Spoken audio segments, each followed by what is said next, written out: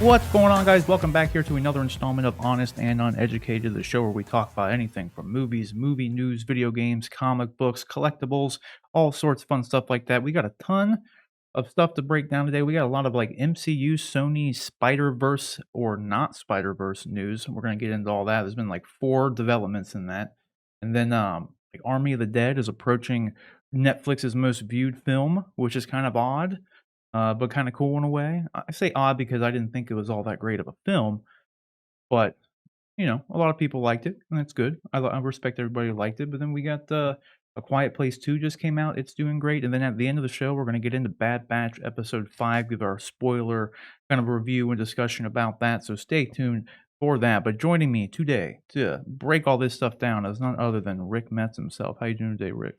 Doing good. How are you? I'm not too bad. We had quite an adventure yesterday. Yeah. We got some battle wounds. Right. Like if anybody caught the stream on Friday, I think I showed it on stream. I went and got like 2 department store quality and size display cases. It was brutal. Yeah, and like just like you said. Unfortunately, like I got like wound. I got like I don't know if you can see. I got cuts all over my me. legs. My biceps are sore. Like I just did an arm day to like hell and back. But they had these things. I mean, the first one we got out was the shorter one, but it's like 6 feet long by like 3 feet tall and 2 feet wide. And by how many 100 pounds? Like yeah, and we had to get it up. They were both in the basement of these people's house. Big basement. It was a big basement, but it was a big case to carry up a flight of stairs that were like the most narrow and steep stairs you could ever imagine. So yeah, of course, it was a rough time. So hopefully it'll be all worth it once I clean them up. Paint them. Yeah, I was gonna say you gotta paint that shit. Yeah, like that's the thing. They're a little bit on the older side, but they work. They work. They're huge. I mean, the one that's like 5 foot tall by 4 foot wide is pretty much the size of having 3 DTOFs in one case. So if anyone's familiar with collectibles and whatnot, you know all about the DTOFs. So, but joining us today as well to break this stuff down again, and who was not there to help us move all this stuff, is John Knight. How you doing today, John? One of the few times that I don't mind living kind of not real close. Like, right. It's not real easy for me to hop over and help out with stuff like that. So, oops. Yeah. Well, plus Rick was saying this too the other day. Like, it's always like you do it all the time when someone helps you move, but no one wants to be that person who gets helped to someone move. You know what I mean? Yeah, it sucks. It's always annoying. Like no matter what, it's like giving someone a ride to the airport. Like it's just annoying. And then especially in this situation where it's like, yeah, I need you to help me move these couple of things, and they're 100 pounds and they're very large and oblong and they're in the basement. Like, right. Just because you mentioned it, I have to ask: do people still ask people with Uber and all those Lyft and everything? Do people still ask people to take them to the airport? I'm sure they do because it's the expense, right? Like taxis were always the thing, but it's like you got to pay them. When I always. Oh, go ahead. Go ahead. No, go ahead. I was just gonna say, like, that was like a service like we offered. It was like, hey, we'll take you to the airport, we'll drop you off, but yeah, I understand the cost of the taxi and all, but even I just thought taxis just weren't prevalent. Like in big cities, obviously taxis are everywhere, but I always thought, the whole thing with asking to get a ride to the airport was the fact that, there just isn't taxi service readily available in a lot of places. And but with Uber and Lyft now, I kind of thought that might solve that, but maybe it still is a thing. I don't know. I don't travel enough to. Yeah. Weirdest thing, I went to Alabama for work, and Uber, at the time at least, was not a thing. So I had to get a taxi. Like they didn't have Uber in Alabama at that time, and it sucked. Of course they wouldn't. Yeah, it really sucked. No, but yeah, my only guess is like kind of like you. I don't travel enough to really know if it's still a thing, but my guess is people wanting to avoid the cost, and then happen to like sit in the car with a stranger. Like it's always never like the most enjoyable thing, but that's true. It's awkward. I know if it was me, I would want someone to do it just so I didn't have to pay someone. So that's my guess, though. But guys, let's get into our main topics here. But before we do not forget that you can submit topics and questions for us to address on this very show by emailing us at honestanduneducated@gmail.com. That's honestanduneducated@gmail.com. The show goes up every Monday, so if you get it in anytime during the week, really, we'll look at it, and if it's appropriate for the show, we'll go over it and we'll address it on here and give you a shout out and whatnot. But other than that, our collectible reviews go up every Wednesday. The most recent one I did was my custom Revan mask here. As you can see, I got a sweet little display for him with the 2 NeoPixel lightsaber hilts underneath. It's a very, I like it. I don't know if anyone else like it. I guess if you're a fan of Revan, you would probably like it too, but I'm a big fan of it, and now everyone can see it because I got the boy sitting right there, so always looking over my shoulder and whatnot, so good to have that, but those reviews go up every Wednesday, and that one's up on the channel now, so then every Friday we do our stream, so around like 8 to anytime between 8 and 9 PM is when we normally start Eastern time, so you can come hang out with us there. And then what else? Oh yeah, the podcast. Yeah, all our shows here go up on podcast. All your podcast platforms of choice. The audio edition goes up, so you can subscribe to the podcast on Apple, iTunes, Spotify, wherever you do your podcast. It's out there. Just search "Honest and Uneducated." And do that, subscribe, and then like this video and subscribe to this video and do all that sort of stuff. We'll subscribe to this channel, but then, like the video, do all that sorts of fun stuff. But with that down, our first main topic today is a quick one here because it's kind of news that just pretty much just came out for the most part because A Quiet Place 2 has recently opened up in theaters, and as of right now, it is already the pandemic record holder for opening weekend. We're projecting it's going to be somewhere around the $58 million mark after Monday. I guess this show is going to come out on Monday. So as of today, it should be around the $58 million mark, Memorial Day and everything. Normally, a lot of movies do good during the holiday weekend. They get that extra day and everything. So that works out for them. But this is kind of interesting as well because down in the article, it goes on to say that the first A Quiet Place opened to 50 million, and that was, a new property. No one had ever heard of it. First time director and John Krasinski. Everyone knows John Krasinski and Emily Blunt, but it was first time director. So his directorial debut. He may have directed a couple episodes of The Office, not 100%, but first movie that he directed himself. So the fact that it was even able to open to a $50 million opening for a brand new property is pretty impressive in itself. But then when you compare that to the juxtaposition of the sequel opening during the pandemic, so reduced theater capacities and all that sort of stuff, and it's still able to actually presumably pass the opening weekend for that is quite impressive. Because if it does hit that $58 million mark, it would have surpassed the original film, so that's really good to see, and I've been hearing nothing but good things about A Quiet Place 2. It's seemed to have foregone the sequelitis, and is apparently, like, from what I've heard, it's pretty much the perfect sequel. So I'm really excited to see it. It was one of my favorite movies the year it came out. So, Rick, did you see the first A Quiet Place movie, and what did you Oh think yeah. of it? Yeah. No, it was good. I thought it was really good. And it was interesting to think that like Jim Halpert had directed, Right. a good movie. But no, I liked it. And it I haven't seen the sequel, obviously, but it would be interesting to kind of see like where he goes with that, you know? Yeah. So Well, that's like I the was thing saying too. off stream, like, Mhm. like seeing like I guess the origins of like where these creatures came from and this and that. So it'd be kind of cool.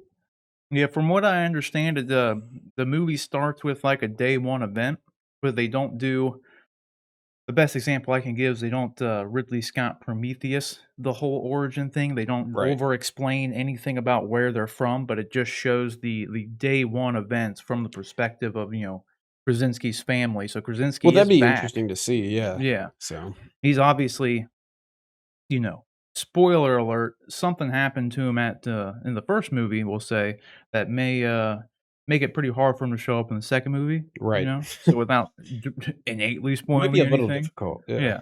So he does appear in that first day 1 flashback sequence, and that was all in the trailers too, so this is that scene, I think it's about 10, 15 minutes long, but then it picks up immediately where the first one left off, so I'm excited to see that, and then, the only weird thing is it's been a couple years since that first one, so it picking up immediately where it left off, the children have really aged in the last, like, hour that it would have picked up from, because 'cause they're 2 years older now, but Yeah.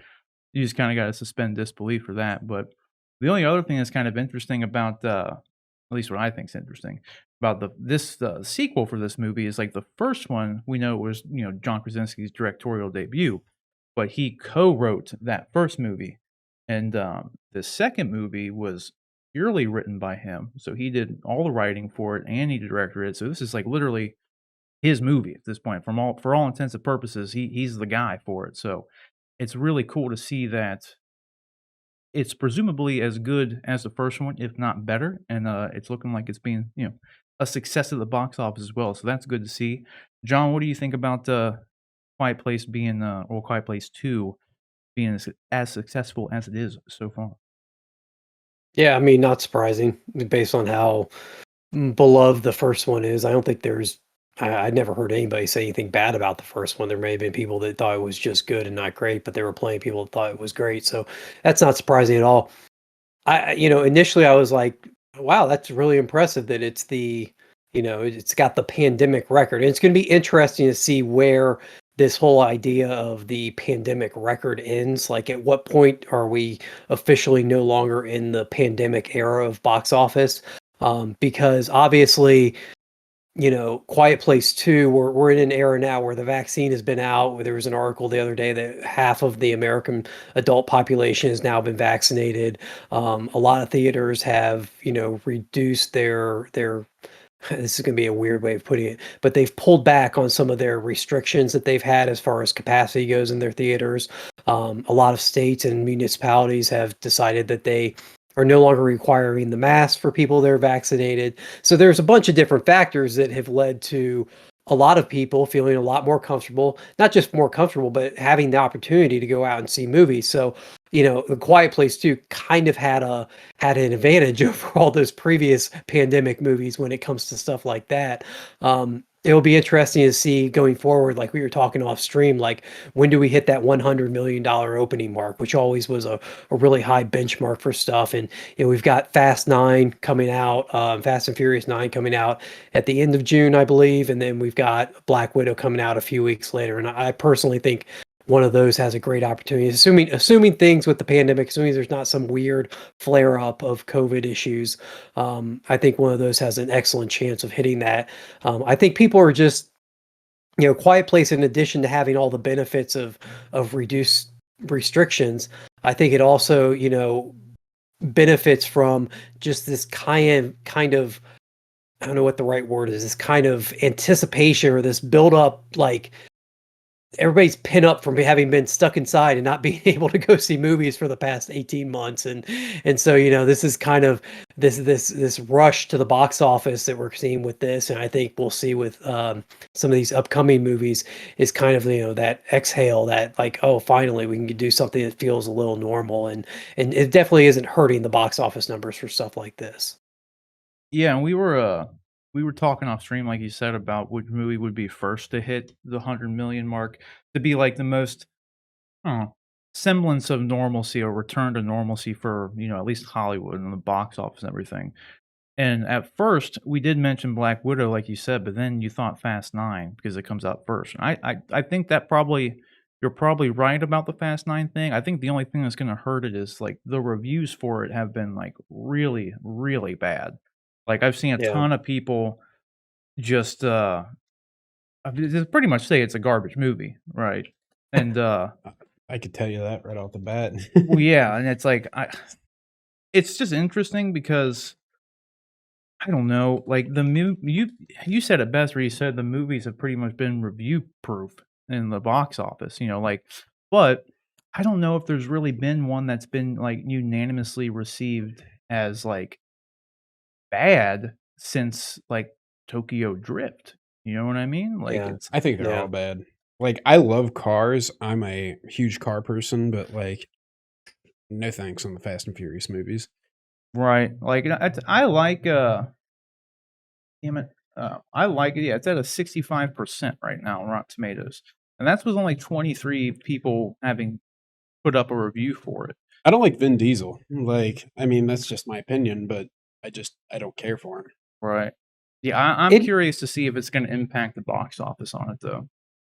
Yeah, I'm interested. Like, I'd be really interested to see how these reviewers. I mean, according to Rotten Tomatoes, there it's still holding it fresh though, even with the bad reviews. It's not Mhm. 65 isn't a great number, but I don't know what the Fast and Furious series as a whole, what it's rated as. I can't imagine. Like, I don't think anybody looks at these films as high art. But they seem to connect with audiences for some reason. Well, I mean, not for some reason. It's obvious why they connect with audiences. It's big dumb action movies, and Right. big dumb action movies have their place in this world. They always have. Like I'm not bashing big dumb action movies. I love I love plenty of them. Heck, I even like the first couple Michael Bay Transformers movies, and God knows those were awful. But there's a place for that escapism when you just want to shut your brain off and you want to see some cool stuff happen. And the story can be absolutely garbage, which unfortunately sometimes a lot of times they are. And I think when you don't get that, when you get a story that's excellent, and when you get a universe that's so well constructed, that's when you reach those astronomical box office highs like you have with the MCU and stuff. But the Fast Nine, I mean, they have their place in the world. I'm not gonna bemoan or bitch about anybody that likes them and wants to go see them. Heck, I'll see this one. I mean, I'm not, I'm not that much of a movie snob that I won't see. I don't know that I'll go to the box office and see it, but I'll watch it when it comes to theater or to home video or streaming. The only problem with having to watch it on streaming anymore is that you'll have to watch it on Peacock Peacock. because Oh, it's an NBC thing, NBC Universal. This is the only downside. I'm not buying any more fucking streaming services. Like, I'm not doing it. no, Mm. and I would rent it from Amazon or rent it from the library before I do Yeah, that. Like, Probably until rent. until they stop doing physical media, I'll get a lot of stuff from the library. So which I do right to this day. right. So And it looks like though it was pretty right on the money with the previous installments of the franchise and how they were with the critics because all of them pretty much before Tokyo Drift. I mean, even Fast and Furious, I think was the fourth one, if I'm not yes, mistaken. Like, yep, they were all like even that one was rated as bad. But so like Too Fast, Too Furious, The Fast and the Furious, the first one somehow came out with a 53, so it's like it's borderline bad, like at least as far as the critics went. But then after that, they were all fresh and like around the 70% rank or higher, which is pretty much what I expected in all honesty. So I know a lot of and people that's actually kind of like that's the fourth one though, so I was surprised to see that one being so low. But well, that was the one where Vin Diesel came back full on to the franchise, right? yeah, the fourth one, 'Cause yeah, he was gone for he wasn't in Too Fast and Too Furious and just had the cameo in Tokyo Drift, right? yeah, if I So remember correctly, yeah, yep. yeah. So yeah, it's not a surprise, but it's I don't know, like, I was actually surprised about the 4th one being this low because I hear a lot of people like it. Ever since the 4th one, that was kind of the first one where they kind of embraced the fact that they're gonna be a ridiculous action franchise as opposed to anything that has to do with cars and street racing. That's been gone Yeah, since the 4th one. Like, yeah. and then, like, Fast 5, where they all start to pick up and actually be fresh, I've enjoyed everything from Fast 5 and on. I didn't Well, not I saw sorry to interrupt. I no, saw you're a good. thing the other day that pointed out that The Rock was brought in Fast 5, and that was like box Mhm. office what's about box office steroids or whatever that he brought. They think that he had a hand in raising the quality of it too because he For had so sure. much clout at that time or has so much clout now. So I mean, yeah, anymore, The Rock is just, like, box office gold. Doesn't mean the Yeah, movie's you gonna you be which put The good. Rock in it, it's gonna do Yeah, well. people are gonna go watch it. which Which would be super ironic if because this is gonna be the first one without him then since Fast 5, and if this one ends up not holding well and ends up not being great, it's gonna look like maybe there was something to The Rock being kind of one of the key elements that made the series so good Oh, for for the sure. past few. Especially if you compare, like, the juxtaposition between how this one's gonna do if he's not in it, and then Hobbs& and Shaw just came out, and Yeah. it did great. Like, it almost made $1 billion, and it was reviewed Did at, Hobbs& and Shaw like, did it 67%. do well? Yeah, it almost made It $1 billion. Okay, because I haven't heard anything about any possible sequels or anything to that, so I was really surprised. I'm kind of surprised to hear it did well because it just felt like it came out and then that was it. You didn't hear anything else about it. So Yeah, and I was actually kind of like, I thought the whole premise was kinda stupid. Like, it was, honestly, Hobbs& and Shaw, even though despite all of them, like I said before, kind of embrace the fact that they're gonna be some big, dumb, crazy action movies. Hobbs& and Mhm. Shaw was, like, the first one that honestly was like I mean, Idris Elba had superpowers, you know what I mean? It pretty much became a knockoff superhero franchise, like, at that point. So, I mean, apparently though with Fast 9, like they officially jumped the shark. Like they're just like there's all suspension of disbelief. There's like no verisimilitude. It's all gone. Everything's just like it's essentially visual noise. So like I want to see it out of sheer curiosity at this point. I haven't even Yeah. watched. I don't think I even watched Fast 8 to be I haven't honest seen with you. like any of them. Honestly, I would recommend No. watching Fast 5. It's good. Like After Fast 5 Tokyo is Drift, good. I was just like, Tokyo Drift's a terrible movie. right. But like Fast 5 is great. Like if you've And- probably seen the clip, it's one where they drive the tank around. Luke Evans is in it, and it's the first appearance, like albeit at the very end of the They're movie, going of Jason Statham. Like They're going to fucking Really good. space in this new movie. Like, Yeah.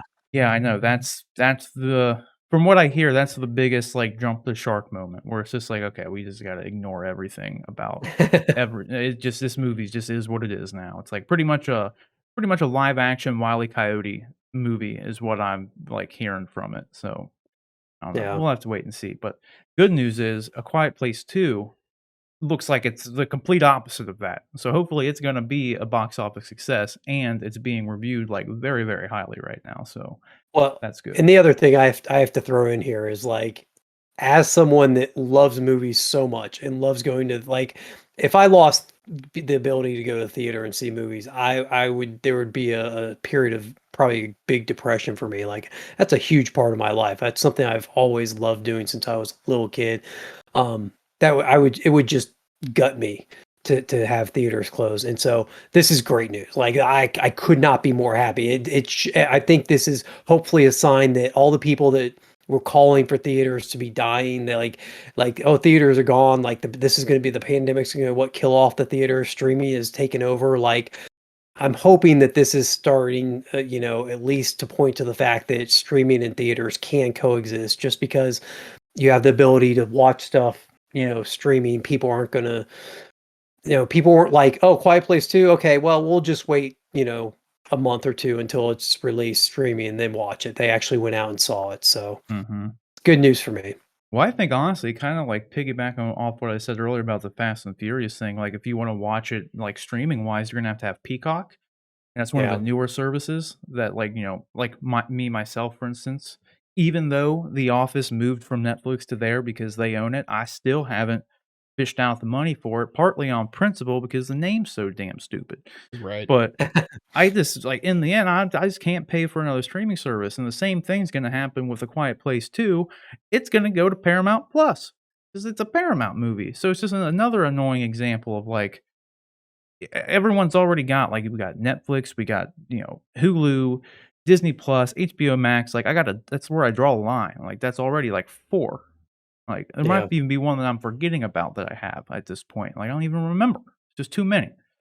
So I think that's honestly plays into a part of like, I know a lot of people probably aren't as in tune with what distributor like of the film is. They just want to go watch the movie. But I know for me, I'll at least be like paying attention to who's making the movie. So like, and make kind of base that decision off whether I even want to go to the theater or not. Because if I know I'm not going to be able to stream it because it's going to be, because it's a Paramount movie and I'm not going to get Paramount Plus, then my only option is to go to the theaters or buy it, so. Yeah, but even with the streaming like stuff, I'm not. Maybe I'm wrong about this, but I thought for sure, even with like let's say Fast 9, like if you don't have Peacock, you'll still be able to like chill out the $5 from Amazon or though and rent it for a night, right? Just to watch it. Honestly, it just depends. Like going forward, what they're gonna do eventually is not do that because it's You think so? 100% because that's what's gonna make people have to get their service. Like they'll probably have the option for you to outright buy it from Amazon, you know what I mean, or buy it from the Yeah. iTunes store.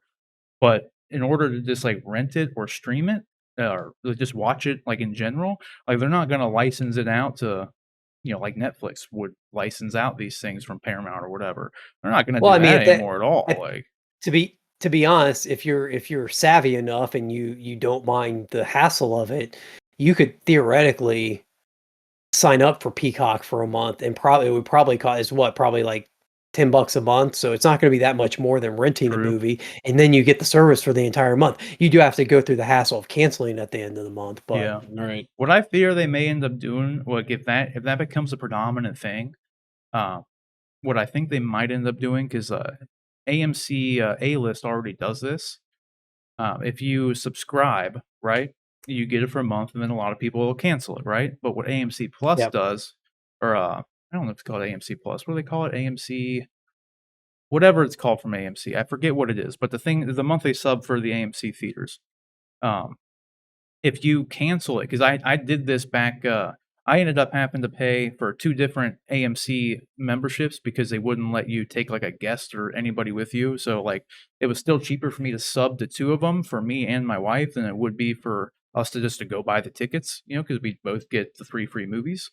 I think they've since changed that and added, like, some family things in here because we talked about this years ago, back before the pandemic when I actually had the AMC membership, because when that hit, I just canceled it. There was no real point to it. I may have canceled it a little before, but point being, when I went to cancel it, it literally says, it, like, gives you a warning that says, "If you cancel, you will not be able to resubscribe for 6 months." So it's to avoid that from happening because I could just sub to it, go watch the 3 movies a week for a month, and then I could just cancel it. So I would have only had to pay the $20 to go see 3 movies. But they won't let you resubscribe. Yeah. Like, Yeah, because it's gonna cost them money if people do that. yeah. And I could see, like, if it becomes a very predominant issue for the streaming services, they start to see trends like that, that people are just subbing for, when big movie releases come out, they'll probably start penalizing the cancellation and putting, like, a refresh period on that to say, "Okay, you can cancel, but you won't be able to resub for 6 months." It'll be a 6-month Yeah. lull, you know? We'll just have to wait and see. That's probably a little bit ways down the road, but it is what it is. But the question is, guys, what do you think about the A Quiet Place 2, like, smashing this pandemic box office record? I think it's great. It's good to see, like John said, it just like seems like people are ready to get back to the theaters, and like the reduced capacities at some of the theaters in certain states are probably helping this thing kind of boost it up. And also, it's pretty good that the first movie was so well received. I'm sure that's helping a bit too. So, and then obviously the reviews, the early reviews that came out for this film being as good as they were, more than likely, helped its success here a little bit, and, like I said, I'm very curious to see what the situation will be for Fast 9. I think that's a little outlier there because while, like John said, it's probably the most likely movie to hit, like, that $100 million opening post-pandemic, I'm very curious if, it's gonna continue to be sort of review-proof after, like, even though it's a little fresh on Rotten Tomatoes right now, I've heard some pretty bad things about the movie, so whatever you guys think about all that, let us know down in the comment section below. All right, guys. So our next main topic here is some pretty big casting information here. There was news that came out a while back that Sony was going to be developing more, solo standalone films that are utilizing their Sony catalog of characters, and they've said that Sony owns the rights to Spider-Man, but along with the Spider-Man rights, is essentially there's about 900 characters involved in like the Spider-Man Spider-Verse of characters, and so they announced like a couple of years ago that they were going to be developing like the Morbius film, the Venom movie, and then those two have well, Venom's came out, the first one, and then Morbius was supposed to have came out as well as Venom 2, but they also were gonna do, like, a Silver Sable and Black Cat movie. We don't really know where that stands at the moment. It was, like it was on, then it was canceled, then it was talked about maybe coming as a TV show. So who knows about that? Then they even at one point, there was a Madam Web story going around that they were gonna make a Madam Web movie, which would have been kind of interesting, but then most predominantly, there was talk about a Kraven movie. And we now have our Kraven cast here, and a couple. I think it was earlier this year, if I'm not mistaken. The news came that J.C. Chandor was going to be directing the Kraven movie, but now we have found our Kraven in a familiar Marvel face, in that of Aaron Taylor Johnson. So most people would know him from Quicksilver in the Avengers: Age of Ultron movie, who did not make an appearance in. Well, I guess if you want to consider the flashback, he did make a little bit of appearance in WandaVision, but to a lot of people's disappointment, was not actually in WandaVision for any real intensive purposes. But he's now moving over to the Sony Spider-Verse, but we're going to talk more about the Sony Spider-Verse thing here in a minute because apparently that's not all what it seems to be either. So there's some plans that some executive made about the Sony MCU kind of movie verse, and it's I don't know. We'll get into that. That's not going to be our topic here in just a minute. We're talking Craven right now. So, in my opinion, I think this is pretty good casting. I never would have thought this if I was like making a list of people that I thought should or could play Kraven, I don't think I would have put Aaron. I don't even think I would have thought about Aaron Taylor Johnson for it, to be honest No. with you. Not to say he's a bad choice. I think he's actually a great choice for it because he's a great actor. Like I said, most people really just know him from like Age of Ultron as Quicksilver, at least in and as far as this kind of movie sphere would go in this genre. But I mean, he was also Kick Ass. He was in the Godzilla movie, the first one, and then he's in a movie that I'm really looking forward to coming out just based on the synopsis called Bullet Train with Brad Pitt and like Lady Gaga. It's a bunch of assassins on a train together, and it's directed by one of the directors of the original John Wick film. I can't remember which. I think it's David Leitch, but I can't remember which. Like I'm excited for that, but he's been in other stuff too that he's just, at least to me, shown that he's a very good actor. So I'm kind of excited for it. Definitely came out of left field, not who I would have expected to be playing Craven. But Rick, you hear this news. What do you think about our boy Aaron Taylor Johnson here playing Craven and the Craven movie in general? Well, like you said, I wouldn't ever think or picture him being Kraven. We talked about it on the stream, and I said it like he's got kind of like a baby face, and when I think of Kraven, I think of like a really brutal dude, and I don't get that vibe with him. I think this picture with this beard If he's it's got like going on, I think he looks the part right here. if he's like a young Kraven, sure, but I've always thought of Kraven, like, even back to, like, my Spider-Man cartoon days and all that, like, he's a brutal dude, like, he's a really intense kind of, like, person, and I don't get that with Aaron Taylor Johnson. Well, the key thing you remember is it's an actor's job to be something they're not. Right, right. So, I'm sure he'll I be think good, he he's a could do great it. actor. Yeah. He's great, but And, it's just not well, it stands the question, or the question remains kind of like what you were getting into. Is this going to be like a true origin story? Like, are they going to like, I don't know, make up their own kind of Craven lore to kind of like squeeze him in? Like, are we gonna see like, I don't know, what's gonna make this Craven fit into the whole Spider-Verse thing that they got going on anyway? Because I mentioned like right. years ago well, not years ago, but when they first announced they were even thinking about making a Craven movie as a standalone thing, which is already kind of odd because like Craven most notably is obviously just a Spider-Man villain who like, the last ton he hunts Spider-Man and whatnot. So it's like anything outside of that context, like what are you gonna do with it? You know what I mean? And I'm not Right. super well versed in like Craven lore by No. any means. I know of the Last Hunt and everything, and I thought my original concept and idea that I came up with was, it'd be really cool if they made Craven hunt Venom. Yeah. You know what I Yeah, mean? that'd be Because cool. like he could look at it as like this weird alien threat. Maybe say that during the first Venom movie, his friggin' dad died or something by one of the symbiotes, and now he's seeking revenge on Venom, because Right. he's the last symbiote on Earth, like, who knows? I thought that would be a cool concept, Yeah, yeah. but we'll just have to wait and see. John, what do you think about, Aaron Taylor Johnson here playing Kraven, and what do you think they're gonna do with the Kraven solo movie in general? Like, what direction do you think they're gonna take? I don't know. This is kind of out of left field for me. Of all the characters that I would have expected Sony to go with for an individual film, I guess Craven makes as much sense as any others. I mean, um, I don't.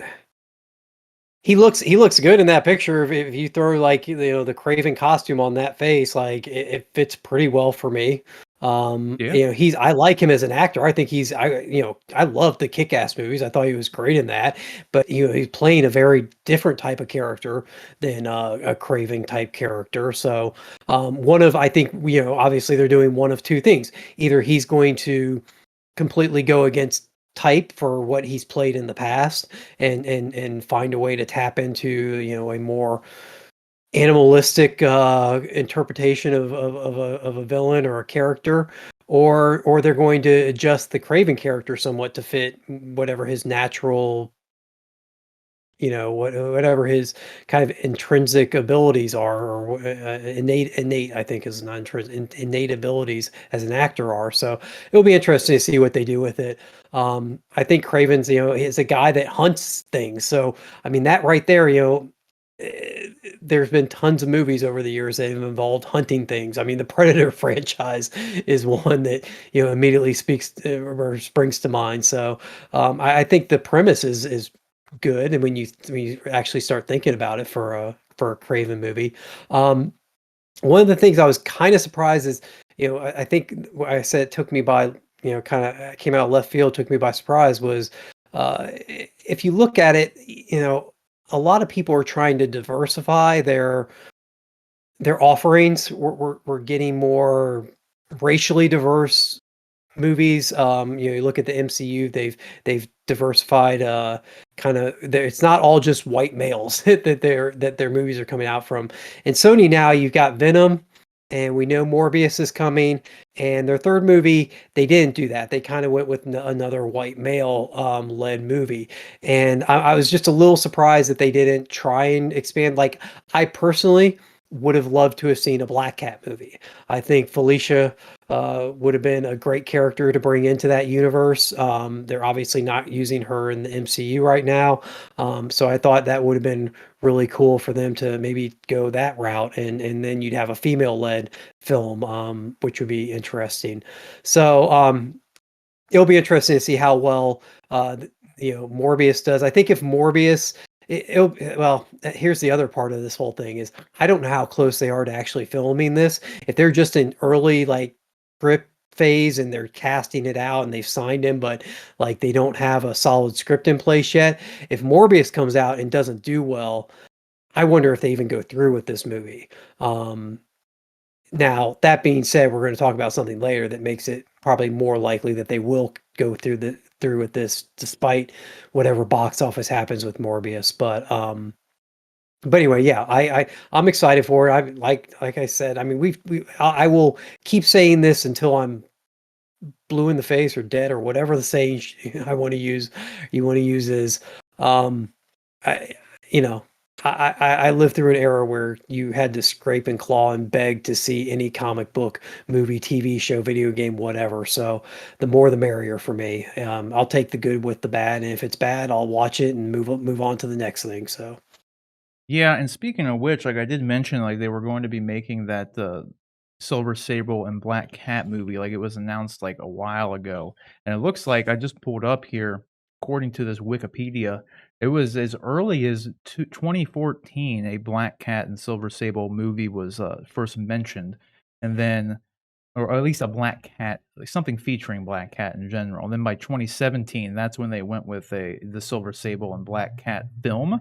But then, as I mentioned before, it by January 2020, it went to being, well, now it's going to be a television series.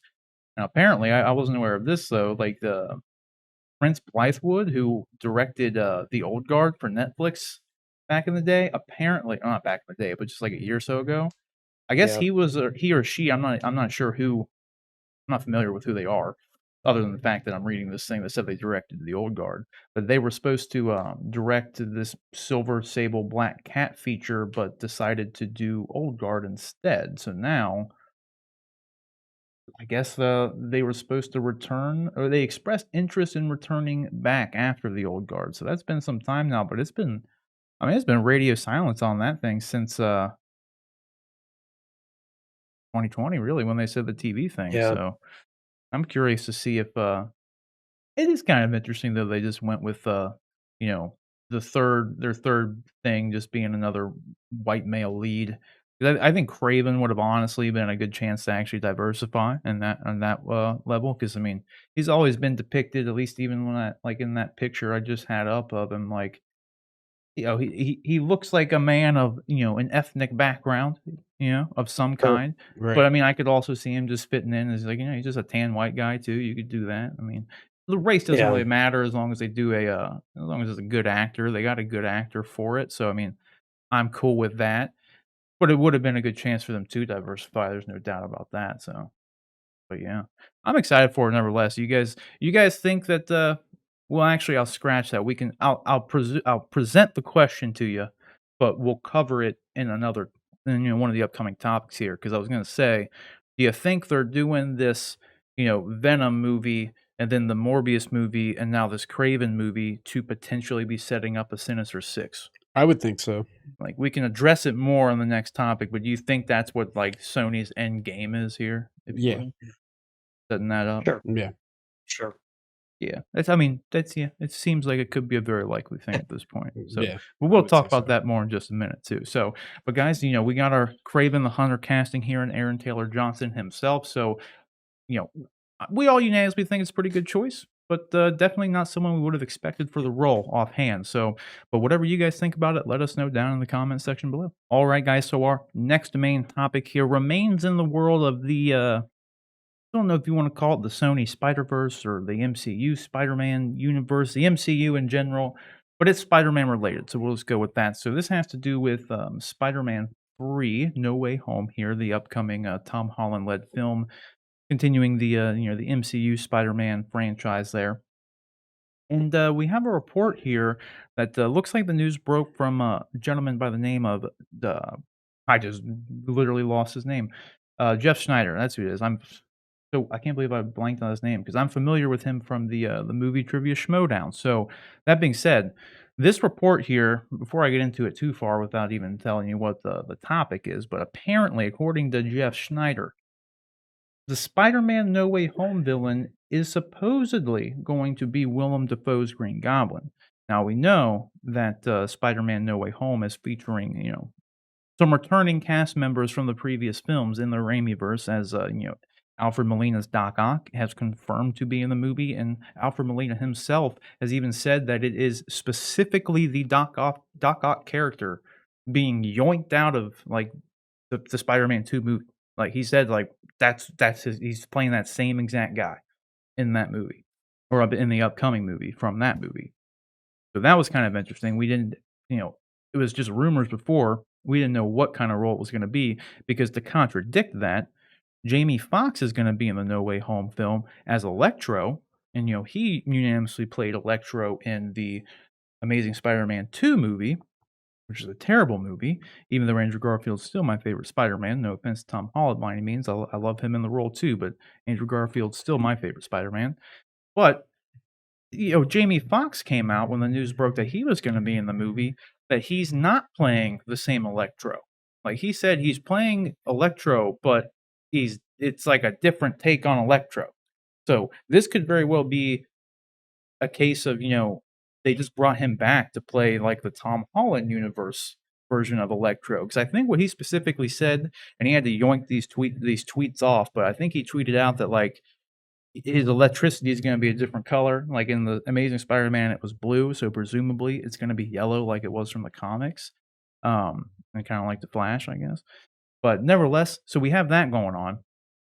So with those 2 coming back, and then the obvious rumors of, Andrew Garfield and Tobey Maguire being a part of this No Way Home movie as well, it stands to reason that perhaps Willem Dafoe is also in it, but my only hesitation on this at all is if he's the main villain of the movie, I don't see how that could have been kept secret. Like, how do we know about Alfred Molina and Jamie Foxx, who like would presumably be playing smaller roles in this film? And if Willem Dafoe's the main villain, wouldn't we have seen at least one set photo or something, one report saying that he was on set? Like, how I just in today's age, with everyone having a telecommunications device in their pocket, I don't see how you keeping a main predominant character in a movie like this would be, like, secret now. Like, I mean, it's different with Grogu in, The Mandalorian because they filmed that on a set, a closed set in the volume, Like, they were filming Spider-Man out in the streets plenty of times. I just find it hard to believe that, like, this news would have never came out if he is indeed, like, the main villain, but I guess it's possible. And to add to that, the validity of it, like I mentioned that I know Jeff Schneider, not personally, but I'm very familiar with him as a person based on his appearances, on the movie Trivia Schmodown, which I've watched for the last couple of years now, so I have a good idea of his, like, personality in a way, at least what he shows through the camera, and he doesn't seem like someone who would be bullshitting. He doesn't even like comic book movies, really. He's just he loves movies. He's been reporting on movies, for years, worked as a writer for various different, entertainment outlets, and I don't see him as somebody who would just make this up, or I don't know, he's been around the industry for long enough that he has his, inside sources, and he knows which ones he's gonna believe. So whether or not he got this from a source, I don't think he would make it public in any way unless he believed it in some capacity. So, but that being who knows though? That being said, I don't know him personally. He didn't tell me this personally. This is just what's in the article. So, John, I'm gonna kick it to you this time first here, because we went to Rick before. What are your thoughts of Willem Dafoe potentially being in Spider-Man 3? Do you think it's even, a likely scenario, and would you like to see it to begin with? Yeah, I'm taking this with a big grain of salt. It would be interesting to see him come back. I may even like it. What I'd really like to see is him come back and then upgrade that costume a little bit. Right. But yeah, that costume was pretty Mhm. rough in that first one. Um, but here's the thing that I'm having a hard time wrapping my head around, as far as bringing him back and him being quote unquote the main villain for this film. Um, so does that mean he's the one that pulls our Tom Holland, Peter Parker into the multiverse? I mean, if he's the main villain, if he's the main antagonist for this entire thing, has he, how did he survive in the Tobey Maguire universe, and how did he then gain access to the multiverse, and how did so like I'm having a hard time even and again, this is theorizing, and there are people a whole heck of a lot smarter than I am that come up with these stories and more inventive than me, and maybe somebody did. But I think he may be a piece to the story, if they do it. But and then the other part of this is we have Alfred Molina now, possibly Willem Dafoe, and possibly Jamie Foxx as Electro. This is a very hodgepodge grouping of previous villains. Like, I could have seen, like, when they said that they were doing Jamie Foxx, like if they had brought, I'm not gonna remember the actor's name, but if they brought Harry from the Amazing Spider-Man universe, and if they had brought Kirk Connors from the Amazing Spider-Man films series, and those three had come back, I would have been like, okay. But and then when they brought Jamie Foxx and then you had just Doc Ock, I was like, okay, they're doing one from each series. That kind of makes sense. But now you're tipping it even more, and you've got now Willem Dafoe. Well, why aren't you bringing back then Topher Grace as Eddie Brock? Why aren't you how are they making these decisions? What in the world is the whole process going to be? So it's yeah, I not being able to see how they would fit all these pieces together is making it kind of me. It's making me skeptical about the truth or the fact if this is actually going to happen. But yeah, I'd like to see it. It'd be fun. I think. I love the idea of a multiverse. I'd love to see Tom Holland's character visit some of these. It's always, nostalgia is what it is, and it's always fun to revisit things you like from your past. So we'll see. Right, and, this news came out, I think on Friday, which, when we were on stream, so we kinda talked about it then, and the only thing that I said that kinda lends some weight, or at least in some ways, at least in my head, makes it all make sense and maybe be possible, because we know that this movie, the Spider-Man No Way Home movie, is connected to WandaVision and Doctor Strange Multiverse of Madness. So, knowing that it's all connected to the Doctor Strange movie, look who's directing the Doctor Strange movie is none other than Sam Raimi himself. So this Sure. is somehow connecting to it. The fact that they brought Sam Raimi in to do that Doctor Strange movie, like, because you got to think, if you remember, what was his name? Scott Derrickson, who directed the first Doctor Strange movie at the Comic Con, like 2019. They came out and announced, I think it was 2019 or 2018, I can't remember, but they came out and announced the Doctor Strange 2, and it was going to be called Multiverse of Madness, and Scarlet Witch herself, and Doctor Strange himself, Benedict Cucumber Man, and what's her name? I can't remember her name right now. I don't know why I'm blanking on it, but something Wilson, Elizabeth Olsen? Elizabeth Olsen. Yeah, that's it. But they all came out on stage with Scott Derrickson and Kevin Feige and announced this movie that it was going to be made. And then a couple months later, they announced, the news broke that Scott Derrickson had left the film. He was no longer going to be making Doctor Strange Multiverse of Madness, and it was over, creative differences, which is like the most nebulous way of describing why you left the movie, and it happens all the time. That's the reason most people give. It's just a nice politically correct way of saying things for the most part. Because like, who really knows what happened? But it very well could be a fact that, like, they wanted to, because he very specifically wanted to make a horror movie. They on that stage, they announced that this Doctor Strange movie was gonna be the first horror film in the MCU, and, like, he has a background of directing horror movies, so that all made sense, but it seems like, you know, they wanted to go a completely different way with the Multiverse of Madness, having it link in with WandaVision and Spider-Man and what have you. So the fact that Sam Raimi comes in and we have all these reports of a lot of his characters from his Spider-Man universe that he did in the early 2000s, that's what I think actually lends a lot of weight to some of these weird rumors of these other actors returning. Because you know what I mean? Who would be the perfect person to come in and formulate the crescendo of this arc, this multiverse of madness Spider-Verse arc with all these returning characters, if not the guy who originally had them in his films to begin with? So, like, I don't know. That's something that, like, stuck out to me as these reports kept coming out, especially this one. So, I don't know. Rick, what are your thoughts on this? Do you think any of that makes any sense? Anything I just kind of yammered No, on I about think you there? hit the nail on the head there. It'd be perfect for Sam Raimi to come back, but I don't know. Like, I liked his Green Goblin.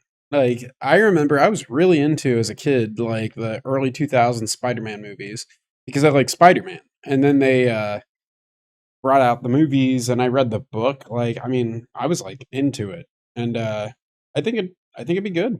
Like, like if Sam Raimi's coming back to do Multiverse of Madness and all that, and have him kind of like put his characters, I guess, into the Spider-Man universe, like the current one, I think it's good. Like, Yeah, you want to see this costume change?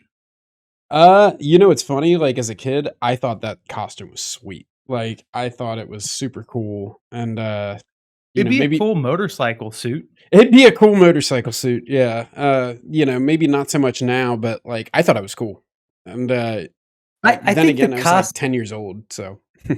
the costume itself isn't terrible. The mask is just so static and like Some such guy a some guy at Live Oaks, where we went to high school, like, had the identical, like, reproduction of the, mask from Green Goblin from that movie, and, I thought it was super cool. Like, I remember seeing it in person, I was like, "Dude, that's dope." It's a cool look. The problem is with it being like the static mask is you have someone with as like you have Willem Dafoe there who has one of the most like creepy or could be creepy emotive faces. Like he's not a creepy looking guy, but I mean, like look at this picture. Right. You put the mask on him that has like the static look of this, but it's like he could do so much more. Like an actor's If they had it, amazing like, comes as, out. like, Like they yeah, painted his face or yeah. yeah. Like, I could Agreed. see him now, we talk about this on stream, like, I would imagine if they brought Green Goblin back in any way, if they wanted to make, like, a more true adaptation to how he looked in the comics, they'd probably just gr I don't know, they could definitely do it practically if you look at the Skrulls,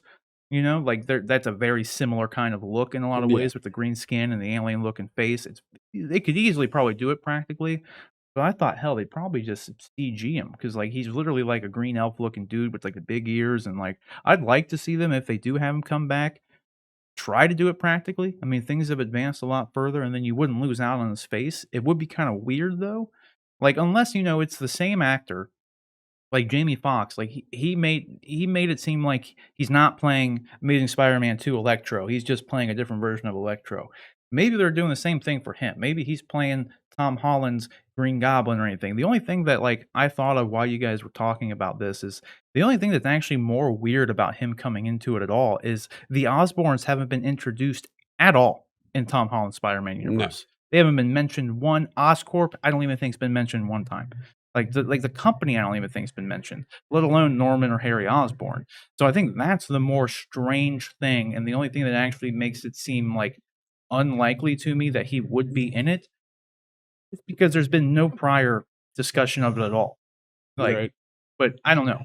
Like the Sam Raimi thing with Doctor Strange, and this is supposed to be tying into it in some capacity, that does make me lean toward it being possible, but I don't know. The only other thing we really have other than Willem Dafoe news, because this kind of goes along with it. Um, Emma Stone was recently asked, or I don't know if she was directly asked if she was going to be in this No Way Home movie because like we've been saying, there's a ton of these reports here that all these returning characters are coming back from the previous Spider-Man films, and she has come out and said definitively no. Like, she denies that she's in Spider-Man No Way Home, so Gwen Stacy is not making a reappearance in here from IGN. They were talking to her. She says it there. She says, "I don't know if I'm supposed to say anything, but I'm not. I don't know what you're supposed to respond to as alumnus." What is alumnus? Like I think she somebody who's just done like it. she was in it. She was in one of the ones before. She's Yeah. not sure how she's supposed to respond, given that she was in one before. But Right. Either way, it makes sense to me that, I don't see why she would be in here. The only thing that would make it sense for her to be in here is if frickin' Andrew Garfield was gonna be in it, but at the same time, she died, spoiler alert, why would she be in it? But I guess at the same time, Alfred Molina as Doc Ock was supposed to have died, and so was Norman Osborn, Willem Dafoe's Green Goblin was supposed to have died, and they're maybe coming back. Well, we know the Alfred Molina's coming back, so I don't know. I'm just curious to see where they're gonna go with this, and kinda like John, like you mentioned, there's a lot of characters being thrown around in here, and I hope it doesn't become an Amazing Spider-Man 2 situation, especially considering you have Jamie Foxx in it, who was literally in Amazing Spider-Man 2, so that's my only fear is that they just kinda they lose sight of telling a cohesive narrative in the effort of throwing in all these random characters. You know what I mean? yeah, I mean, yeah, yeah, we've got confirmation from Andrew Garfield and Emma Stone that they're both not in. So if they're just going with the villains, I don't know. It's gonna be a really weird. It sounds like a really weird movie, honestly, right now. Like, why would he not run across if he's jumping to different time points in these movies or whatever? It makes me wonder, honestly, if there's not another big bad villain. If there isn't some, I'm trying to think of what, like, Kang is supposed to be showing up in um Ant-Man 3.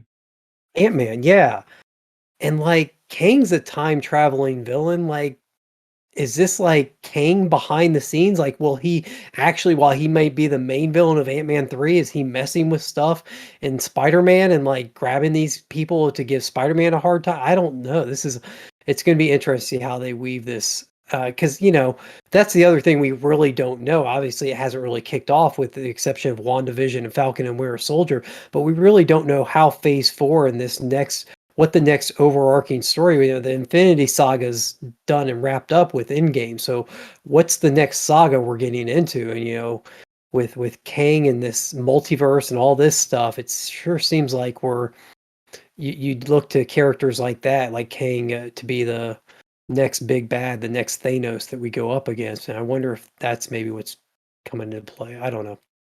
Well, that is the million-dollar I, question is, yeah. what caused all these characters to return, or what's making Tom Holland be shot across the multiverse or have the multiverse break and come to him? Like, I mean, in the Miles Morales Spider-Verse movie, Into the Spider-Verse, it was Kingpin who, like, What? broke it. Like, so, I mean, Yeah. who knows? What do you think I mean, like, how I don't know how the right way to phrase this. Are the fans going to be is this too much? Is this too much rumor mill going on? Are fans going to be disappointed if all these are false? Like if Jamie Foxx doesn't show up, if Alfred Molina isn't in the movie, if Willem Dafoe isn't in the movie, and it's a more straightforward Spider-Man tale, like are fans going to be really disappointed? That's kind of I'm curious. I'm Yeah, curious how much of this plays out true and how much is just rumor mill getting ahead of itself. you definitely run that risk. I mean, look at WandaVision. Yeah, Like exactly. people were, like, furious over the engineer thing, the Quicksilver thing, like, I mean, it still ended up being a great show and the number 1, like, watch show at the time too, so, I mean, it didn't really hurt it, but it's a different situation, I guess, like, Yeah, yeah. I think that's an important point for everybody that watches us and any other shows that talk about or any other news sources that talk about, possible casting things. Like, don't don't automatically just because you hear a rumor, don't go out there and like build up exactly what's going to happen in your head, or don't tie that to, don't expect to see that character actually show up, because if it doesn't happen, then you're left kind of disappointed with it. I think it's fun to speculate about, but the people that really love these characters and stuff and love maybe the actors or whatever, I would wait until you see actual, footage, or maybe in a trailer, or something like that, before I would be like, oh yeah, it's definitely like for me, like I was really excited about the possibility of Michael Keaton coming back to play Batman in the Flash movie. But it wasn't until we got the official confirmation from his casting agency that I really was like, oh, this is going to be cool. I can't wait to see this. Up until that point, I was like, yeah, it'd be cool if it happens, but I'm not going to tie my hopes and dreams to that, because who knows what can happen. So That's the problem too. Yeah, yeah. Like too often people, especially in like this sort of fandom and this genre in particular, the speculation quickly evolves into expectation, and once that yeah, happens, you're setting yourself up to be disappointed. So it's better to be like to stay speculative. Like, yeah, that'd be cool. But once you start shifting to like you're expecting it to happen, and you're formulating all these different plot lines of what could and should happen. That's the thing too. It's the verbiage and how you think about it. If you say like, "Well, this could happen," then you're still being speculative. If you say this should happen, then now you're being you're expecting these things. So yeah, that's the problem. That's where you need to reel it back in a bit and like I guess the good news is I feel like once we could finally get a trailer for this movie, eventually I don't see if all this people are gonna be in the movie, there's no way they're not gonna market them. Like, they're not gonna just leave it. Like, I'm sure we'll at least see some of it in the trailer, so we'll have some answers in a trailer. I don't think they'll explain over the whole thing, but it's too much of marketing gold to just to not have one quick shot of at least someone in the movie with them. Like a Spider-Man looking at another Spider-Man, like the meme. I mean, you wanna put a quick thing like that in the trailer just to get people hyped, you know what I mean? They're not gonna just leave you completely in the dark. So, we'll just have to wait and see though, guys. This has been a lot of news about Spider-Man, and we got one more Spider-Man story coming after this, but do you guys think Willem Dafoe is gonna show up in this movie? Do you think, like I think, there's any connection with Sam Raimi directing Multiverse of Madness that kind of lends some weight to this actually being possible? Because that's the only thing that really makes me think it's possible at all, is the fact that Sam Raimi is in the MCU directing Multiverse of Madness, which is supposed to tie into this. But otherwise, I don't know. It's kind of odd for, Osborns haven't even been mentioned a single time yet, so there's all that as well. Whatever you guys think, let us know down in the comment section below. All right, guys. So our next topic is our final Spider-Man related topic. But this news just came out around the same time as the Willem Dafoe news, and it's not that anything. All the other ones weren't interesting, but this one is particularly interesting. And this is coming to us from I think this article itself is from Comic Book Resource, but a lot of outlets have been reporting on it. There was like an interview done, or someone was speaking with an executive from Sony, and he had some interesting comments about the whole Sony Spiderverse and the MCU, and if there's going to be any interplay at all, if it's the same universe, if Tom Holland's going to be showing up in Venom, or if Venom's going to be showing up in the MCU in general, that sort of thing. And he goes on to say, let me find his quick comment here. So, and this is where earlier I mentioned, the whole 900 characters thing in the Sony Spider-Verse, Sony owning Spider-Man, that is 900 characters worth of, people from just the Spider-Man universe alone that they own. So he goes on to say, and this is, what's the fella's name from Sony? The fella. Sony Pictures executive Sanford Panich. So I'm not 100%, I'm not familiar with anything relating to this fella outside of this article.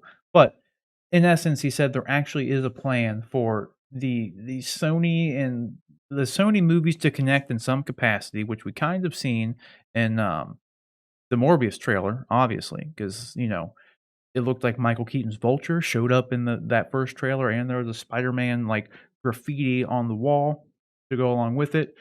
But nevertheless, he goes on to say during this interview that we don't really think of our 900 characters as Spideyverse. Yeah, he said when he was speaking to Variety, he says, "We have a Marvel universe. The volume of characters we have, wait until you see this next Venom. You don't miss Spider Man. It'll be exciting if they do meet, right? It would be. Right? I would like to, right? I would like to see them meet. I think everybody kind of assumed that would happen at some point, given the fact it's Venom. and in comic lore, you really don't have Venom without Spider-Man. So it was there were a lot of naysayers initially when Venom came out, or it was even talked about that there's no way this will work without Spider-Man. God damn it, it worked. I liked that first Venom movie. Probably more than most people. That was But hell, great. I thought it was awesome. dude, it made like 800, almost $900 million. I'll put it Like, this way, like, I was entertained. It was good. it's an I thought it was entertaining good. movie. It's a decent little film. Like, it's not a bad film. Like, I thought it was fine anyway. Yeah. So yeah, I have no problem with it. it was good.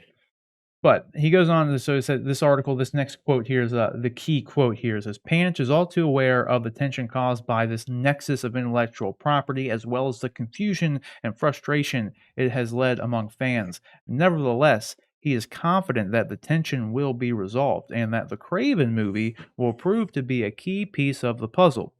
So he goes on to say there actually is a plan. I think now maybe it's getting a little more clear for people where we're headed, and I think when No Way Home comes out, even more will be revealed. So that's why when I said before, if you go all the way back to the beginning of this video when you're talking about the whole Kraven situation, I ended that topic with, do you think there's going to be a Sinister Six movie? This is pretty much why. And then the last kind of quote he really had to go on and say is, the great thing is we have this very excellent relationship with Kevin Feige.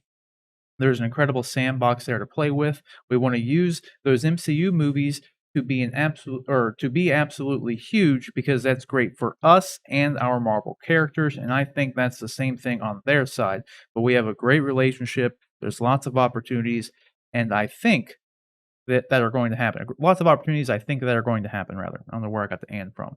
So there you have it. That was all, like I said, there was some particularly interesting comments and maybe some obscure confirmations, I guess you could say, in regards to the whole Spider-Man, MCU, Spider-Verse, conundrum. Because, I mean, ever since Sony has gone on to make make the Venom movie and make the Morbius movie and all that, everyone's been wondering, well, what does this mean for Tom Holland's Spider-Man? Like, is Tom Holland's Spider-Man completely separate from these Marvel movies that are happening at Sony? These with all these Spider-Man characters, are they gonna, is Tom Holland gonna jump over and be in a Venom movie, or is Venom gonna show up in an MCU movie and what have you? And only more confusion happened with that Morbius trailer, where you see, like I said, freaking Michael Keaton's Vulture character appears in that trailer, and then there's a picture of Spider-Man on the wall. So, I mean, obviously, even before the Morbius trailer and all this information, everyone's kind of been confused as to, like, well, what the hell's going on with the Sony MCU relationship? Like, are these things in the same world? Remains to be seen, but this has definitely sparked some interest in, at least this fandom's eyes. So, like, John, you being a little bit more connected to this stuff than Rick. No offense to Rick by any means, just saying it is what it is. What are your thoughts on this? Like, do you think we're gonna see them go the full Sinister Six route? Because I think I said on stream, if you include Willem Dafoe supposedly appearing in this movie, in this Spider-Man No Way Home movie, that gives us what do we got? We got Vulture, we got Electro, we got Green Doc Ock, Goblin.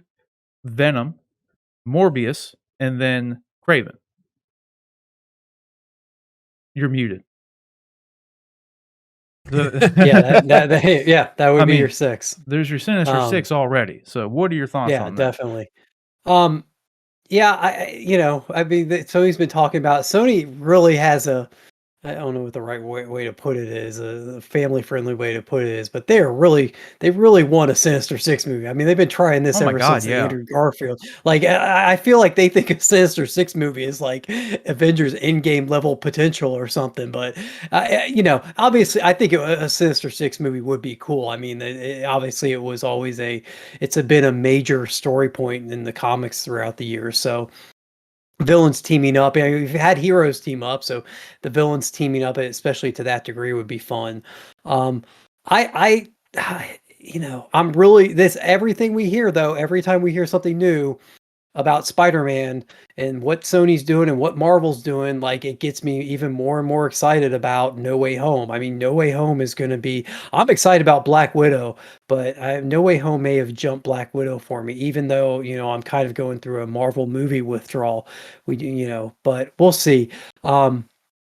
But hopefully we do get some answers coming out of No Way Home. Now, there's the part of me that because of all the multiverse stuff, because Far From Home established the idea that there is a multiverse, even though the multiverse didn't come into play in actuality. They still presented the idea to the fans in Far From Home, and maybe they expand to actually show the multiverse in No Way Home. I kind of wonder, just from his comments, if Marvel and Sony have not come to some sort of agreement about using Tom Holland in both franchises, but having them be separate, and only crossing them over when they need to, and just establishing that, like, this is, Earth 616 is the MCU universe, but maybe Sony's Spider-Man universe is Earth 615. Maybe they're right next to each other, and the differences are so minor in that, the Avengers just don't exist in Sony's universe, but Tom Holland and all his characters still exist exactly the same way they do in the MCU, and the only difference is you don't have that Avengers component. And so Tom Holland would start showing up. I don't know. But then you get into problems with Tom Holland's whole backstory is so tied heavily into Tony Stark. So I don't know. And the other option is that they run the Sony Spider-Verse concurrent with the MCU, and they reference the MCU when they need to for story's sake, like where Peter gets his suit and stuff, but they don't reference it as far as like the big events that go on. They just pretend like they happen, but they don't really address them in their movies. I don't know. But then that would also involve them coming to some sort of, I'm sure, revenue sharing agreement between Disney and Sony about how they're going to share profits on these movies, considering they're kind of merging the two universes at that point. But we'll see. No Way Home though that's the end of this year, right? We're in the home stretch. We're what, 6 months away, 7 months away from it. So, as much as I want to enjoy my summer and enjoy, things opening back up in the pandemic and all the other movies that are coming out between now and then, like, I really want to get to No Way Home and figure out what they're doing here. The only other thing that's kind of odd with this whole Sinister Six proposal or theory, I guess, in a way, is the Sony seems to be setting up, and we've already seen it with Venom, all of their, standalone characters who would make up this Sinister Six are being portrayed as anti-heroes. Like they're the hero of their story. They're not really necessarily villains. So like what's gonna make them come together to actually be the Sinister Six and want to take out Spider-Man? Like you could do it a little bit easier with Kraven, I think, but with Venom and then Morbius in particular too, like Venom has been portrayed as being, essentially a good guy, and then Morbius looks the same. Like from the trailers, it's just like Jared Leto's character just gets affected by this thing, but it doesn't seem like he's going out of his way to like kill people. So like I'm kind of curious of where Do they're you, gonna go with that. do you think that Spider-Man, if in No Way Home, let's say Tom Holland's character truly does in No Way Home start jumping through the multiverse, do you think he pops up, that Venom pops up in a scene, and the reason that Morbius and Venom and all these characters come together is because they see Tom Holland's Peter Parker as a invader from a different universe. He represents some. They look at him as some sort of threat to their universe, and so they team up to kind of fight him or take him out as they view him. That way, you maintain that kind of heroic quality to him. But then, obviously, at some point, you have to, in the film, you would come to the realization that he actually isn't there as an antagonist. He's there as, just by happenstance or whatever. There's some other Machiavellian character behind the scenes that's causing this tension, or they're bringing him over to cause these issues. I don't know. Well, I guess they could always set it up in a sense that, like, maybe to them, Peter is the antagonist because he being the true hero in this universe, right? Like, he would see Venom and Morbius as potential threats to normal society. Whether or not they're trying to, like, Venom and Eddie Brock and Tom Hardy's Venom is trying to be a good guy, you know, trying to keep Venom under control. I could see, like, Tom Holland and, like, the Avengers kinda thing saying, like, "Dude, you can't just roam the streets." Like, at any point in time, that symbiote could just start eating people, and you could lose control of it, and, like, so maybe Spider-Man just wants to detain them for that kind of reason, and the same with Morbius. It's like, "Dude, you need to be contained because, like, it could hurt people." You know what I mean? It could be, like, a preemptive thing, and then they all team up to take him down because they're all in the same city. It could be something as Yeah. simple as that, I guess. I don't know. We'll just have to wait and see. But Rick, what do you think about all this stuff? I think it's cool. Like, I loved Venom as a movie, and I think it'd be really cool to see him, like, kinda tied into the Tom Holland Spider-Man universe, but, I don't know much about, like, Sinister Six or anything like that, but it makes sense, I guess is the best way to put it. I I mean, think it's it'd be cool. essentially just all the bad guys teaming up. Yeah, well, the thing I really liked about Venom was the fact that they didn't make him like, a Topher Grace like bad guy. They made him like Tom Hardy's Venom as like an anti-hero, as you said. And the way I was listening when you were saying that about like what he does and his motivation and all that, like in Spider-Man, I think that'd be cool. I think that'd be really cool. Yeah, because I mean, the only other thing they could kind of do is like put a twist on it, like use that same concept of like, well, Spider-Man and like, you know, the police and all them, the true good guys and the heroes in the universe would see them as potential threats. They could have someone like a Norman Osborn kind of what's the word? Influence them into Yeah. teaming up Yeah. against Spider-Man because Well, it makes sense. he's gonna bring them in, you know what I mean? Well, So you like you gotta said team up to too, stop him. like you said too, with like Spider-Man talking to Venom, like, like, hey, you can't just be like doing this or whatever. Like Venom's a symbiote, he could take over whatever.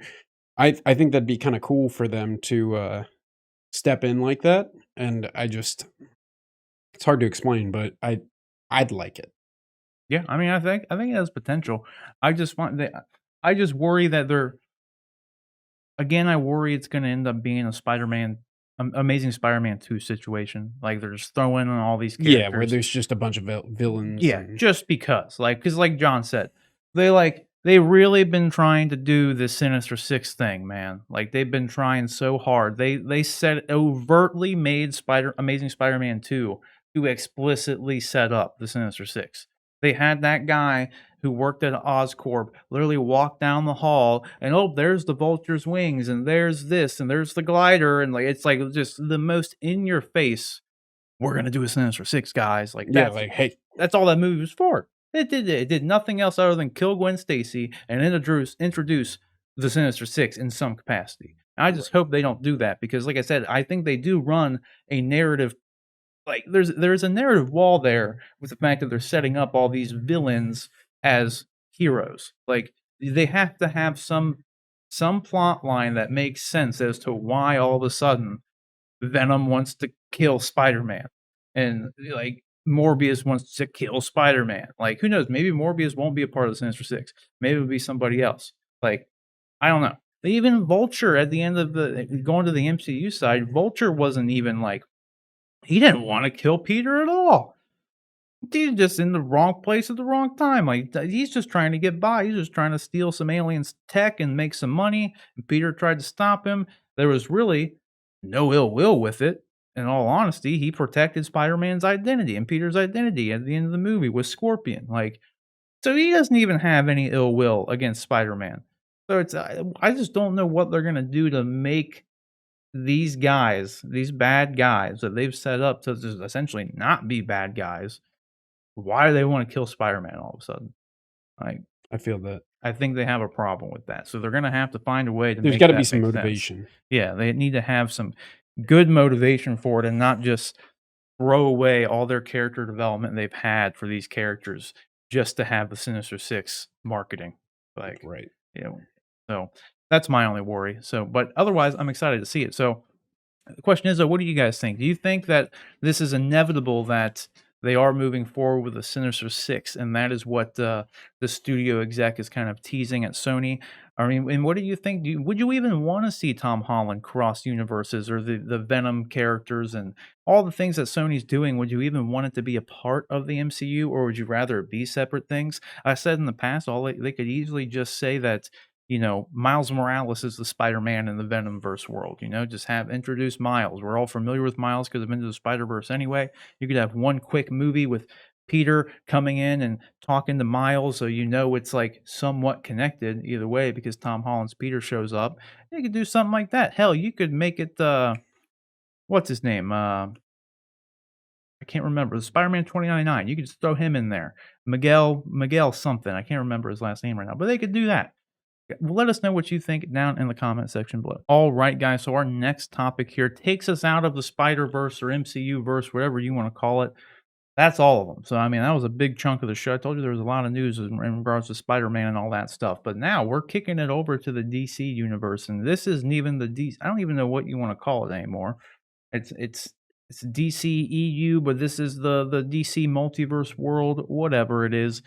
There's been a story that came out that said Todd Philips himself, the writer and director of the first installment of Joaquin Phoenix's Joker movie, is actually working on a number two. And I think this has been an ongoing debate here in our this in our movie talk sphere here because Joker 1 was such a standalone good single movie of just like, well, a good exploration of what would make someone in our world turn into a character like the Joker. 'Cause, I mean, there wasn't really a Batman or anything like that. I mean, like, Thomas Wayne was a part of it, briefly. And, little kid Bruce Wayne was in it briefly, but it was all about, what could drive a man in our real world to become someone like the Joker. And it was like it was a great movie. But I think a lot of people would typically, wanna see more, and there is a camp of, people who do wanna see more, obviously. There's also a lot of people, like kinda myself, where it's just like, it's kind of a perfect movie on its own, and I don't really know what you could even do with the sequel, and I don't it runs a very fine line of, like, they're obviously going to explore doing a sequel, like, no matter what, because the thing made $1 billion. It made over $1 billion. It cost them like $65 million to make the movie. So it's unanimously, like definitively, one of Warner Brothers' most profitable movies ever made. It's damn near probably one of the most profitable movies ever made in existence, given the low budget for it. So it's kind of a no duh that they're going to explore making a second one just because of money. But my only hope here with it is that I know Todd Phillips and especially Joaquin Phoenix. Joaquin Phoenix turned down the role of Doctor Strange because he doesn't like to do franchises. He doesn't like to be locked into things like that. He didn't want to sign a multi-film deal, and Marvel essentially makes everybody sign multi-film deals in case they want them to pop up at another point in time. And Joaquin Phoenix ain't about that. And he's been on record saying that multiple times. And both Todd Phillips and Joaquin Phoenix have both said like they had no plans of ever doing a second one of these. Obviously, Warner Brothers has probably been bugging the hell out of Todd Phillips to just make another one or try to make another one, try to make something make sense to make another one just so we can make more money. 100%. Like, there's no denying that. I don't fault them for that in any way. They'd be stupid to not try to get him to make one. So I think the good news from this is that they're leaving it up to Todd Phillips, the guy who made the first one and made it a success.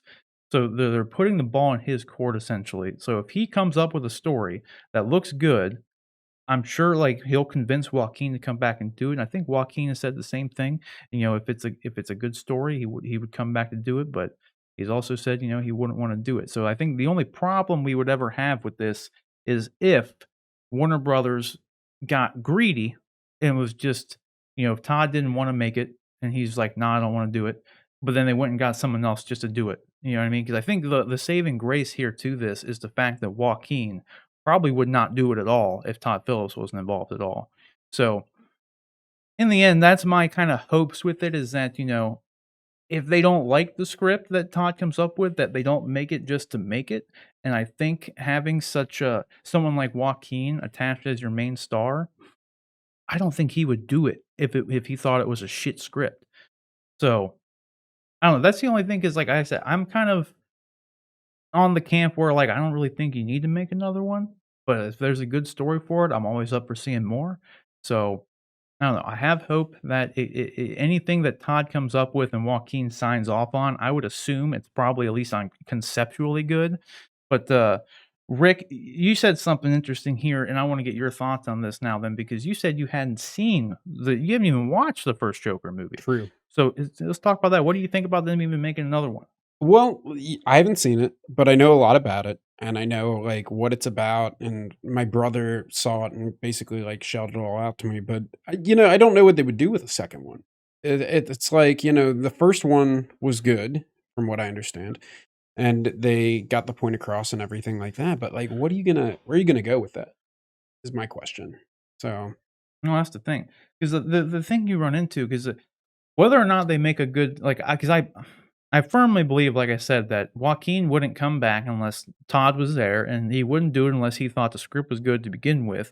right. And then I don't think Todd Phillips would want to do it unless he comes up with a good story for it. Well, but Like, yeah, and my question, I guess I've already said this, is just like, what's the story gonna be? and that's the thing. Yeah, who knows? And my only concern would be, which I don't think Todd or Joaquin would want anything to do with this, but if I'm worried that the suits at WB or somebody may just try to like forcibly make this thing connect with something and do like the whole shared universe thing with it.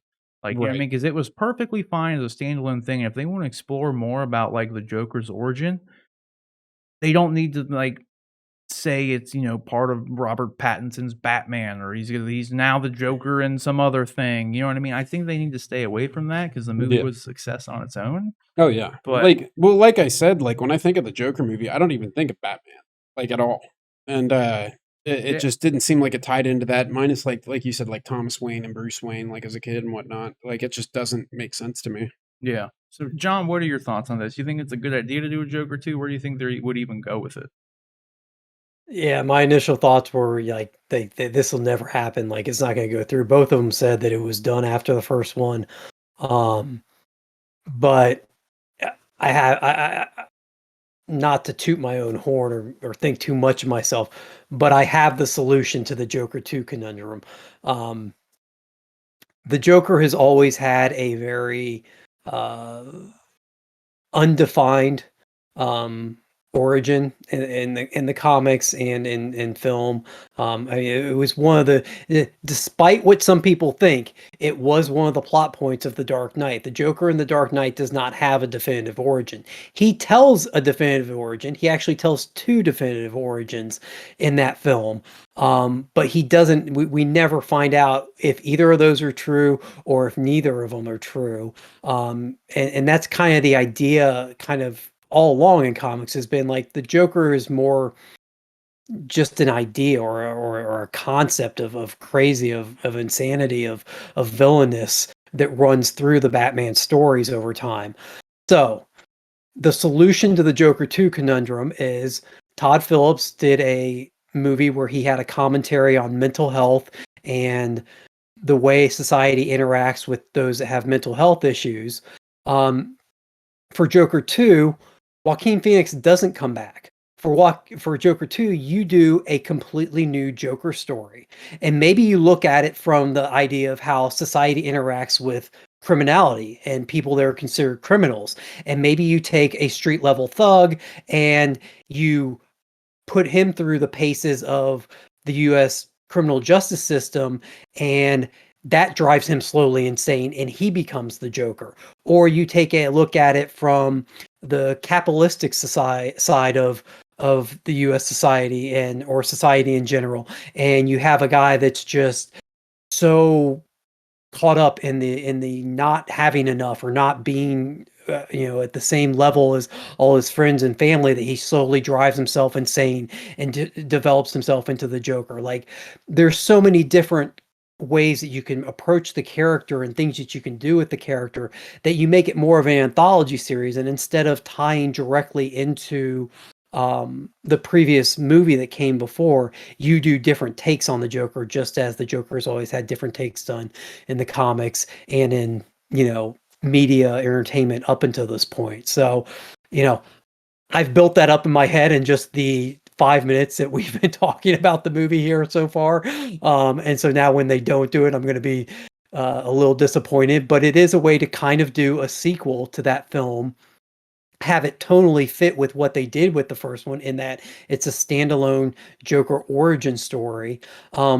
But also not be reliant on getting Joaquin Phoenix to come back, because he does seem like the kind of actor that doesn't want to retread old ground, and gives you the opportunity to use a director who clearly has a sort of vision for this type of thing, going forward. So that's kind of my pie in the sky hopes for what they may do with it.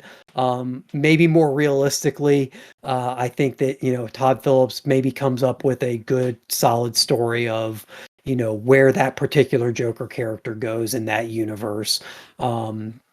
And DC does what they're doing over at Sony with the Venom universe, and just gives kind of Todd Phillips his own quote unquote universe to build out and be what he wants it to be. So we'll see. Yeah, and that's I had never really considered it until you just said it, but I think that would be actually a pretty cool idea. I don't know though.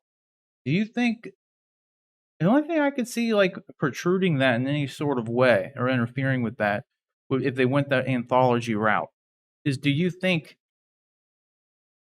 like, the marketing for it, they would lose out on the, like, Joker 2 thing, you know what I mean? So they'd have to, like, Sure. clearly market it to say, like, exactly what it is that you described. I don't know how But I don't know if the general audience would understand, you know? Not that everyone's stupid, but it just, you run that well, I risk. think I think the popularity of that particular of the Joaquin Phoenix Joker movie, I think that at least would quell my fears as a movie studio head, that people won't get it, because like you're showing right now on screen, there have already been 4 iterations of the Joker prior. Well, I'm sorry, Todd Phillips, Joaquin's Joker was covered up for me. But there have already been 5 Jokers on screen, and none of them are the same character. So I think audiences get that there are different Jokers out there. And yes, you probably couldn't necessarily call it Joker 2.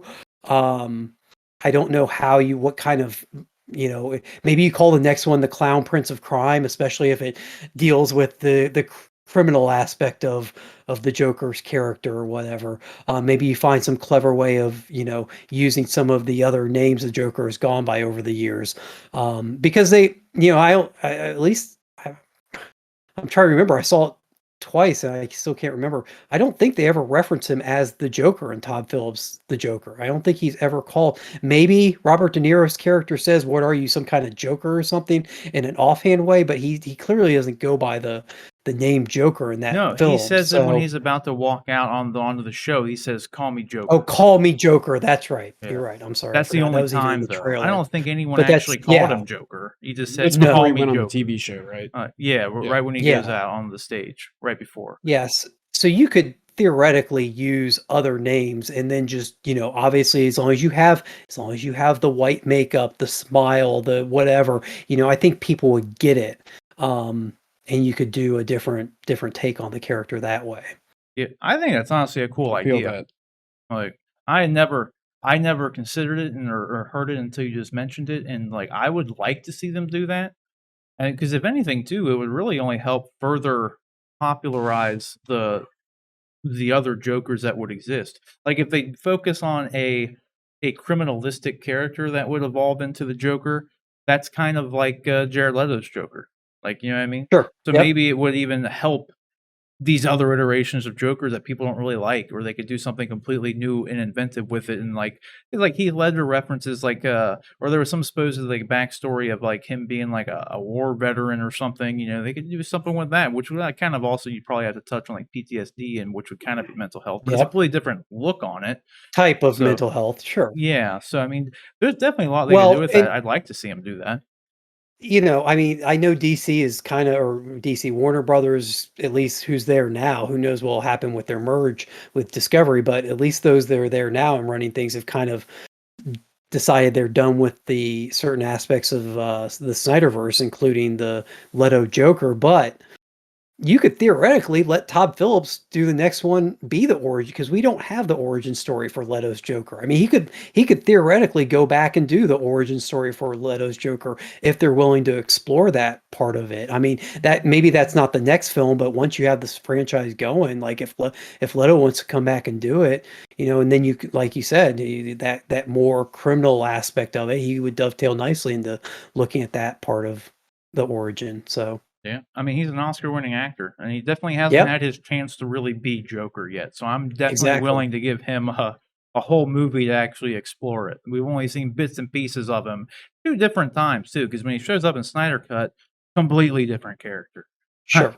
So In a good way, though. yeah, in a good way. Yeah. Like I'd like to see him get like a full take on actually doing it. That's why I kind of hope Well, the way that Joker Harley movie actually happens at some the point. way I looked at the Joker was like this Joker Joaquin Phoenix movie is kind of like the origin story, whatever you want to call it. But like, what if it's not him? What if it's other people taking influence from his story, from his actions, And that's the way I've always kind of looked at it, because I don't think Joaquin Phoenix's Joker like ties into Batman at all. I mean, other than like seeing Bruce Wayne and Thomas Wayne and all that, but like, it's more or less like a origin of the character, but not the person, I guess. Yeah. Well, I mean, it's a character study of like what would lead Exactly someone in pretty much our reality to become a Joker. Right, right. And then like down the road, somebody sees that like he's locked away in prison or whatever, and they're like, dude, like I get this, like I feel this, and well, they kind of base it off that. Yeah, there was definitely an element of that at the end of that Joker movie. I mean, he's held up as kind of this icon for the downtrodden. Right. And at the end of the original, so yeah, that is definitely a story plot that they could pick up and continue in a sequel that I think would work well. More or less, like somebody takes influence from his character. I mean, that could be a way for them to sequelize it. They could reference Joaquin's as like the starting point. Like, yeah, what somebody's like, inspired hey, the person. I liked what that guy was about. Like, I'm gonna do this, like, but turn the volume up to 11. Copycat, yeah, right. Yeah. We'll just have to wait and see. Like I said, the only thing that it makes me excited about this in any way, shape, or form is the fact that Todd Phillips is doing it. Because I think as long as WB keeps their heads on straight and realizes that like it wasn't necessarily just the IP that made it successful, it was the writer and director, like telling the good story with the great actor that made it successful. Because as we've seen, just because you throw Joker in, it doesn't mean it's going to be like some big renowned success. That's not really how it works. So hopefully in some way Todd does come up with a good story, because I'd like to see more. Even like in some ways I'd like to see more of Joaquin's, just out of morbid curiosity of where the hell you would even take the story. And then I'm kind of leaning towards John's idea of just like telling an anthology thing and just like, well, let's just explore more different types of origins that would lead someone to becoming the Joker. I like that idea a lot. So whatever you guys think, though, let us know down in the comment section. Oh, you got something, John?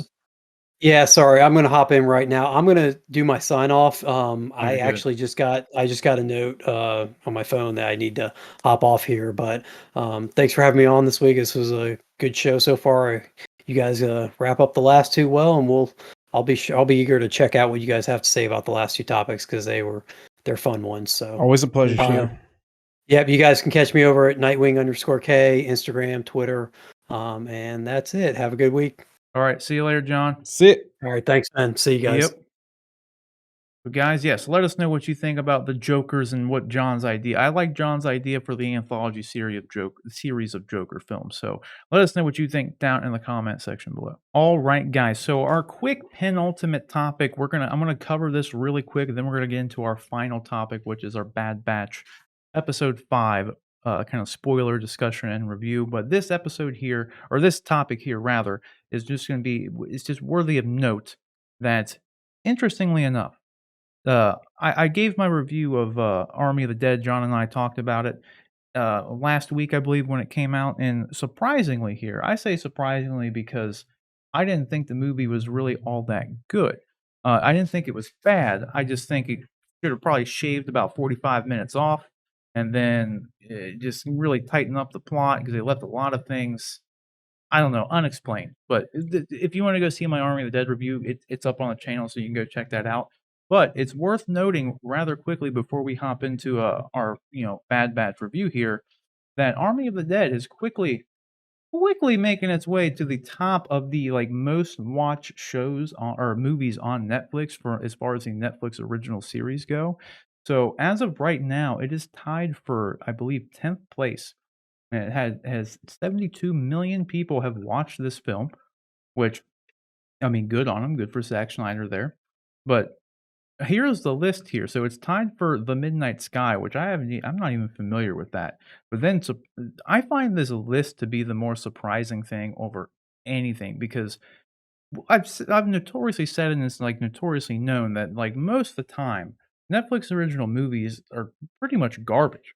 Like in all honesty, like they're just not good movies. They have phenomenal original television.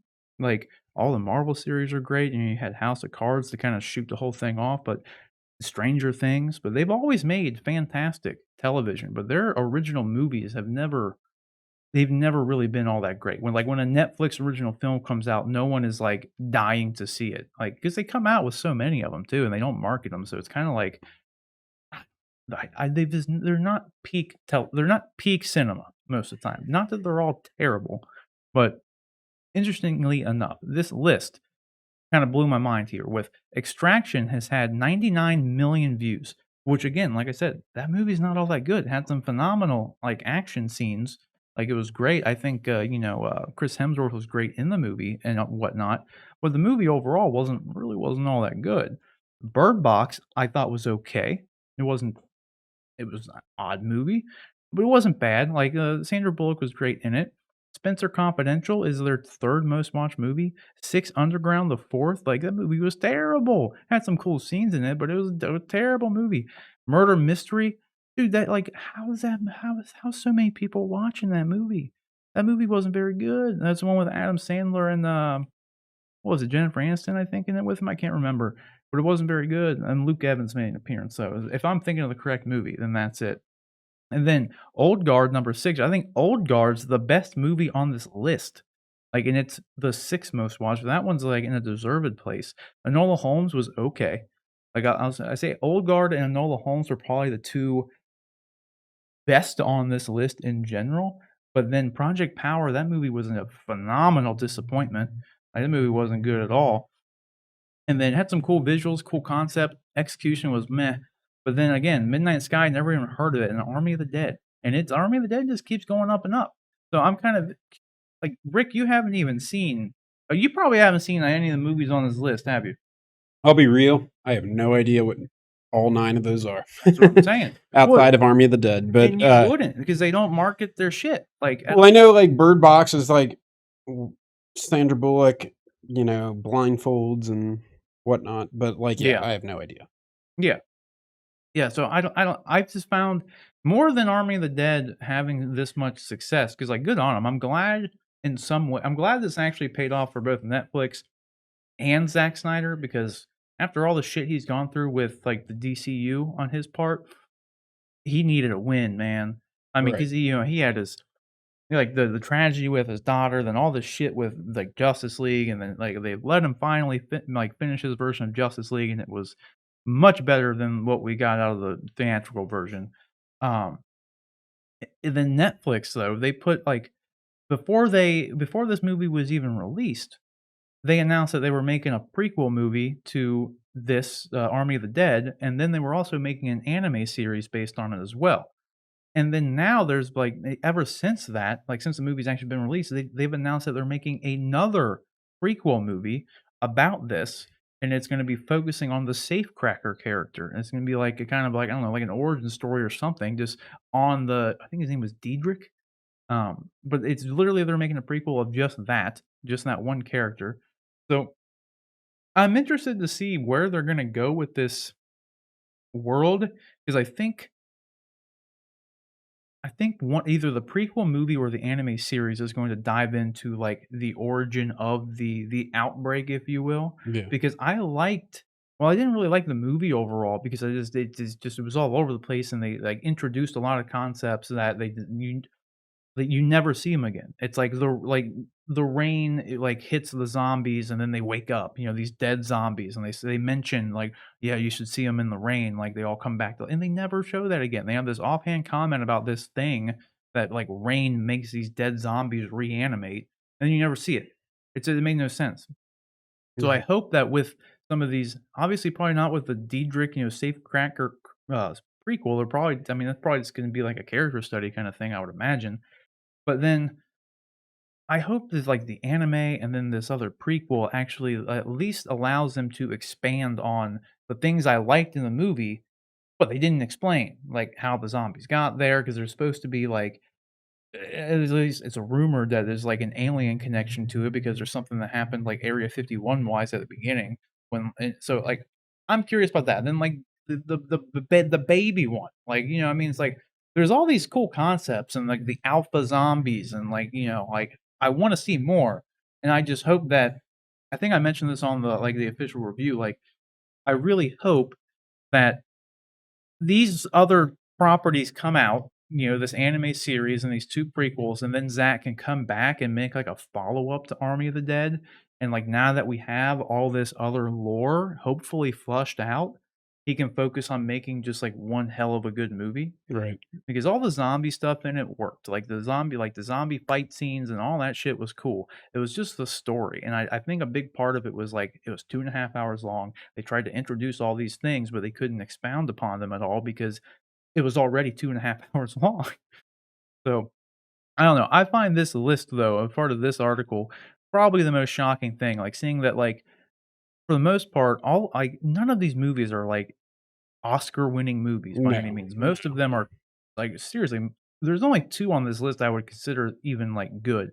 Granted, I haven't watched Spencer Confidential, I've never even heard of The Midnight Sky, but I've watched every other movie on this list, and Old Guard and Enola Holmes are the only ones that I was like, "That was a pretty good movie. It was pretty good." Right. The rest of them I had problems with in some capacity, so Bird Box was okay, I guess, too. It wasn't absolutely terrible, but nevertheless, guys, the question is, what do you think about Army of the Dead being just quickly rising the list of most watched movies on Netflix original movies, that is. So right now it's at 72 million views. So do you think it's going to go any higher on the list? Do you think it's even deserved to be on this list? Granted, it's not real. I don't even know if you could say it's in good company though, because like I said, like a lot of these movies, just like unfortunately, they just weren't really all that good. I hope Netflix at some point in time will start having their movies be of the quality of their television series. That's really what I'm hoping for. So, well, guys, whatever you think, let us know in the comment section below. All right, guys. So, keeping with tradition here, our final topic is going to be our spoiler discussion and review of The Bad Batch. That's the Friday show right now that's happening. Like, during the Mandalorian times, that this is when the Mandalorian review would happen towards the end of the show like this. WandaVision, same thing. Falcon, same thing. So keeping with that tradition, we're gonna talk Bad Batch episode 5. And Rick, I wanna let me hear your quick thoughts on this one, and then I'll give my quick thoughts. Like what did you think about this episode? What did you like? What did you dislike, if anything? Like what were your thoughts on it overall? It was good. It was more or less like kind of like what I would consider like a filler episode because there's a lot of episodes apparently of this, but I thought it was good. I've stuck with it, and I've never really been a big fan of like the animated Star Wars stuff, but I thought it was good. Yeah, I mean, I would actually, I would agree with you in the sense that this episode, in comparison to all the other episodes, um, this one was the most fillerish. Yeah, yeah, with Like, like the Rancor and all yeah, that stuff, and because the only thing that really furthered the plot in any way, or brought any character development, was like that opening scene where they give uh, Omega the comlink device. So like, okay, now she's part of the squad officially because she's right, got her comlink. So that was a quick bit of character development. But then the rest, like all the Rancor stuff, was just completely redundant. And then the end, though, at the very end, so they go through. I guess we should break down the episode first. So the whole plot of it, though, is they go onto this planet. They're trying to get Honestly, what actually, I don't even remember. Why did they go here to see Sid? What was their driving They're trying factor? to get information On, about Fennec Shand. about Fennec, yes, Yeah, that's what it was. I completely blanked on that. So, in the previous episode, Fennec, came and, tried to take, Omega from them. right. So, on this episode, they're trying to figure out who Fennec is and Where she's what. from, who Yeah, sent her. exactly. The who, what, when, where, and why of Fennec. Why is she after Omega and all that. Right. So, Echo remembers a contact that the Republic used to have, that would, an informant rather, For who the would Jedi. for the Jedis back in the day during the Clone Wars and everything. So he remembers an informant. Their name was Sid. They go to the planet to see if they would know anything about this bounty hunter, and that's when it all essentially it just became a okay. Well, you do this for me, which is get the Rancor back, and then I'll give you the information you want. It was one of those, like a tit for tat situation. Yeah. So they get And there, and then do what? to anybody wondering too, that Rancor is not the same one that Luke killed in Return of the Jedi. That was Patissa. This one is Moochie. Yeah. Mochi. We were talking about that on the stream. We weren't Yeah. sure if it was going to be the I've same one or confirmed not. that personally, yeah, that it is not the same Rancor. Yeah. So interestingly enough, though, because that is one thing that happens in the show is you get a quick cameo by Bib Fortuna himself. Yeah, and that's what made me think originally. I was like, Oh, yeah. oh, Well, man, Jabba's because too, Rancor. like when Bib comes in to confront Sid, like where's the Rancor? Where's Moochie? Sid explicitly says to Bib, just like, hey, tell Jabba to cool his jets. Like, my guys are working on it. So, like, this was Jabba's Rancor to some It was, capacity, but it wasn't the but same. not that one. Apparently, he's had Exactly. multiple. So Yeah, I guess he just has he likes Rancor. he likes Rancors. Who can blame him? They're cool. They're cool. But They are cool. nevertheless, that was the only. I mean, aside from that, like I said, the whole stuff with the Rancor and all that was just kind of like it was good. It was not fillery for the most part. Nothing really happened. The only thing that might be relevant is like when they're in the situation where they're fighting the Rancor and everything. At one point, Omega ends up picking up the like light bow or whatever it is. Yeah. So seemingly like that may be her like new weapon of choice. Like that's gonna be her thing, Yeah. Which if that is the case, then you could consider that the second bit of character development, I guess, for it. Like otherwise though, you could pretty much throw it all out and nothing would change, you know what I mean? Not that it's a bad thing. Like 'cause the episode's still a good episode. Yeah. Yeah. Like nothing changes with like the fact that like I love like I've said this before, but I've always like never been a fan of the character models of Clone Wars and just any of it, like never liked the character models. But like ever since that final season of Clone Wars and then all through Bad Batch, man, that damn the scenic environments are like so well done. Oh yeah. You can just like this shot is amazing. Like the environmental like just animations and effects are incredible. And on Bad Batch, the character models are just far and away better than anything that was ever done in Clone Wars. Even though they're conceptually the same kind of character models, they've done something to make them like look much more visually appealing to me. I don't know if it's just me, but No, they definitely are. yeah, I don't know if it's just like shading and like maybe adding in some It's more like, realistic. pigments. Yeah, everything looks a lot more real, like 100%.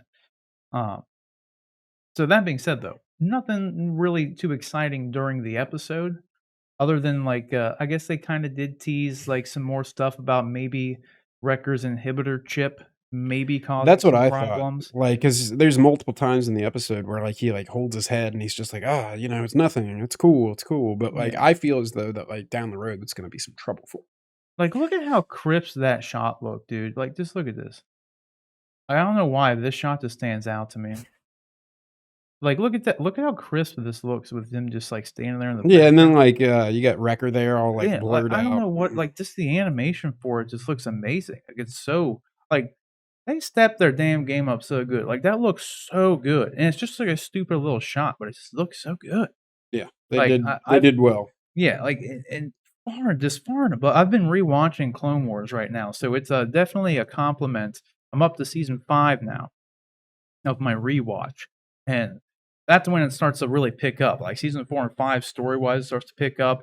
I think season 3 was when they first changed the character models a little bit. Like Obi-Wan and Anakin stopped wearing the armor.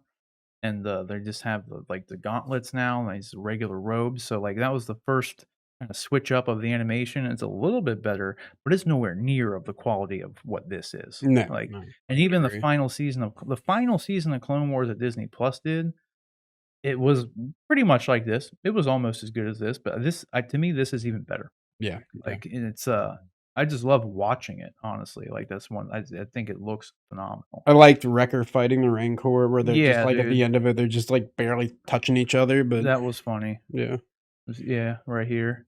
yeah, just like ugh. They're just all out of it. Like, Right.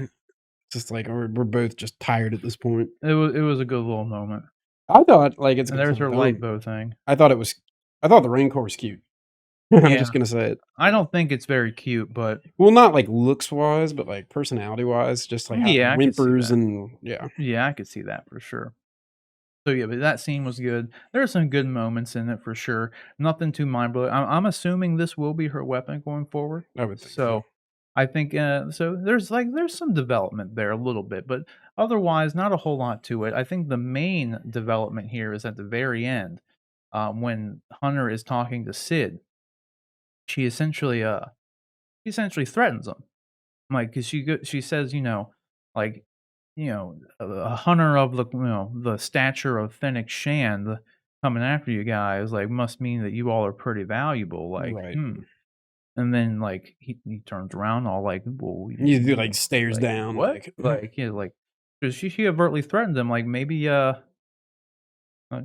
maybe I'll let someone know where you are and, like, fuck you over kind of thing, like, right. so that's the biggest development of this entire episode is like, well, like this Sid person is essentially they're obviously going to pop back up and be blackmailing them at some point to do something Right. because it's like it's going to be the kind of situation where it's like I need you to do this because if you don't, I'm going to tell so and so Where where you're you at. are Yeah. and what you're doing and all that kind of stuff. So I thought that was the biggest development because that could potentially lead to the most problems for them. Sure. And so I'd be curious to see where that is. I say this every episode, but man, I still want to know like where it is they're going with the show. Yeah.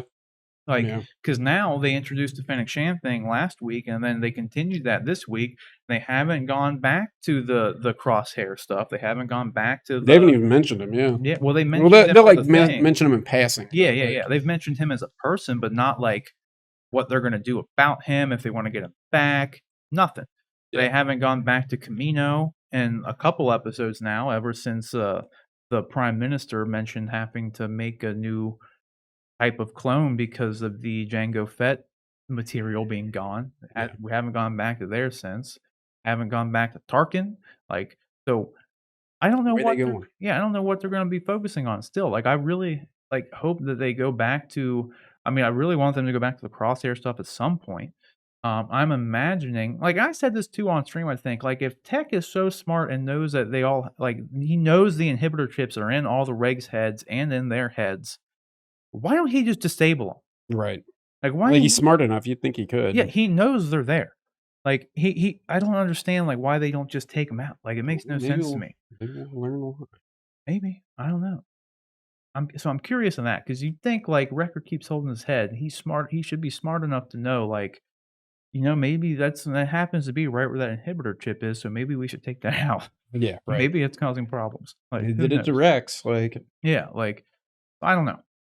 And I really want them to dive more into the whole Empire thing because I think that's a really interesting thing that it hasn't been explored yet. The rise of the Empire. right. So I want that to be done, and I hope it's done well. I think they probably will go back and cover all these things, but still, there hasn't been anything definitive that has really explicitly said, "This is what the Bad Batch show is about, and this Right. is our plot."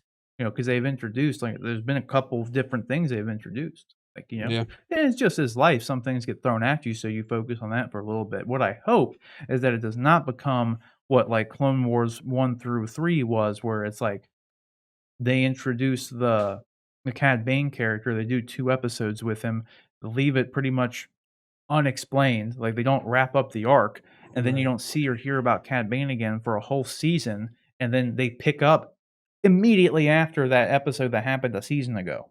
Yeah. It's like, why didn't you just do the Cad Bane arc? Just Right. do Just that. make it like multiple episodes. Yeah, it's and they kind of corrected that in season 4 a little bit, but they still do it every once in a while. Well, they'll do like a 3-4 arc thing, and then they'll move on to something else, but then they'll go back another time. I just Yeah. want a more cohesive plot, like Right. a cohesive timeline more so than anything. So, Yep. but yeah, that's pretty much it. That's it. I've been impressed with the show. I'm excited to I see like it. more. Like, I think it's good. So I think that's about it for us today, guys. Rick, where can everybody find you online? You can follow me simply at Sir Rick Metz on Instagram. I've got stupid shit I post, so come like Yeah. it. I know the feeling, yeah, for sure. You can follow me just right here at Sir Rob Bifo on all platforms, other than like I believe on YouTube it's just Rob Bifo, but everywhere else, social media wise, it's Sir Rob Bifo. So there's that. And then again, guys, don't forget you can submit topics and questions for us to address here on the show. Or, if you got a request for a collectible to review, or if you just any sort of weird stuff, we want to believe content, anything like that, just We shoot it need over. that. Yeah, it's true. But shoot it over to honestanduneducated@gmail.com, and we will address it if it is deemed appropriate for the show, obviously. And then our collectible reviews go up every Wednesday. As I said on the top, latest one was my custom Revan mask. So that is up on the channel now. And there's a whole playlist of just all the collectible reviews. So you can go check those out. And then every Friday we do our live stream. So around 8 to 9 p.m. Eastern times when we go live. So come hang out with us there. We talk figures, we talk Bad Batch or whatever show just ended there that day because it's on a Friday, obviously. So come hang out with us there, chat, what have you, what have you. And then don't forget to like and subscribe to the channel, all that sorts of fun stuff. Go subscribe to the podcast on Spotify, iTunes, or whatever. Just search Honest and Uneducated, and it is there. But guys, until next time, take care.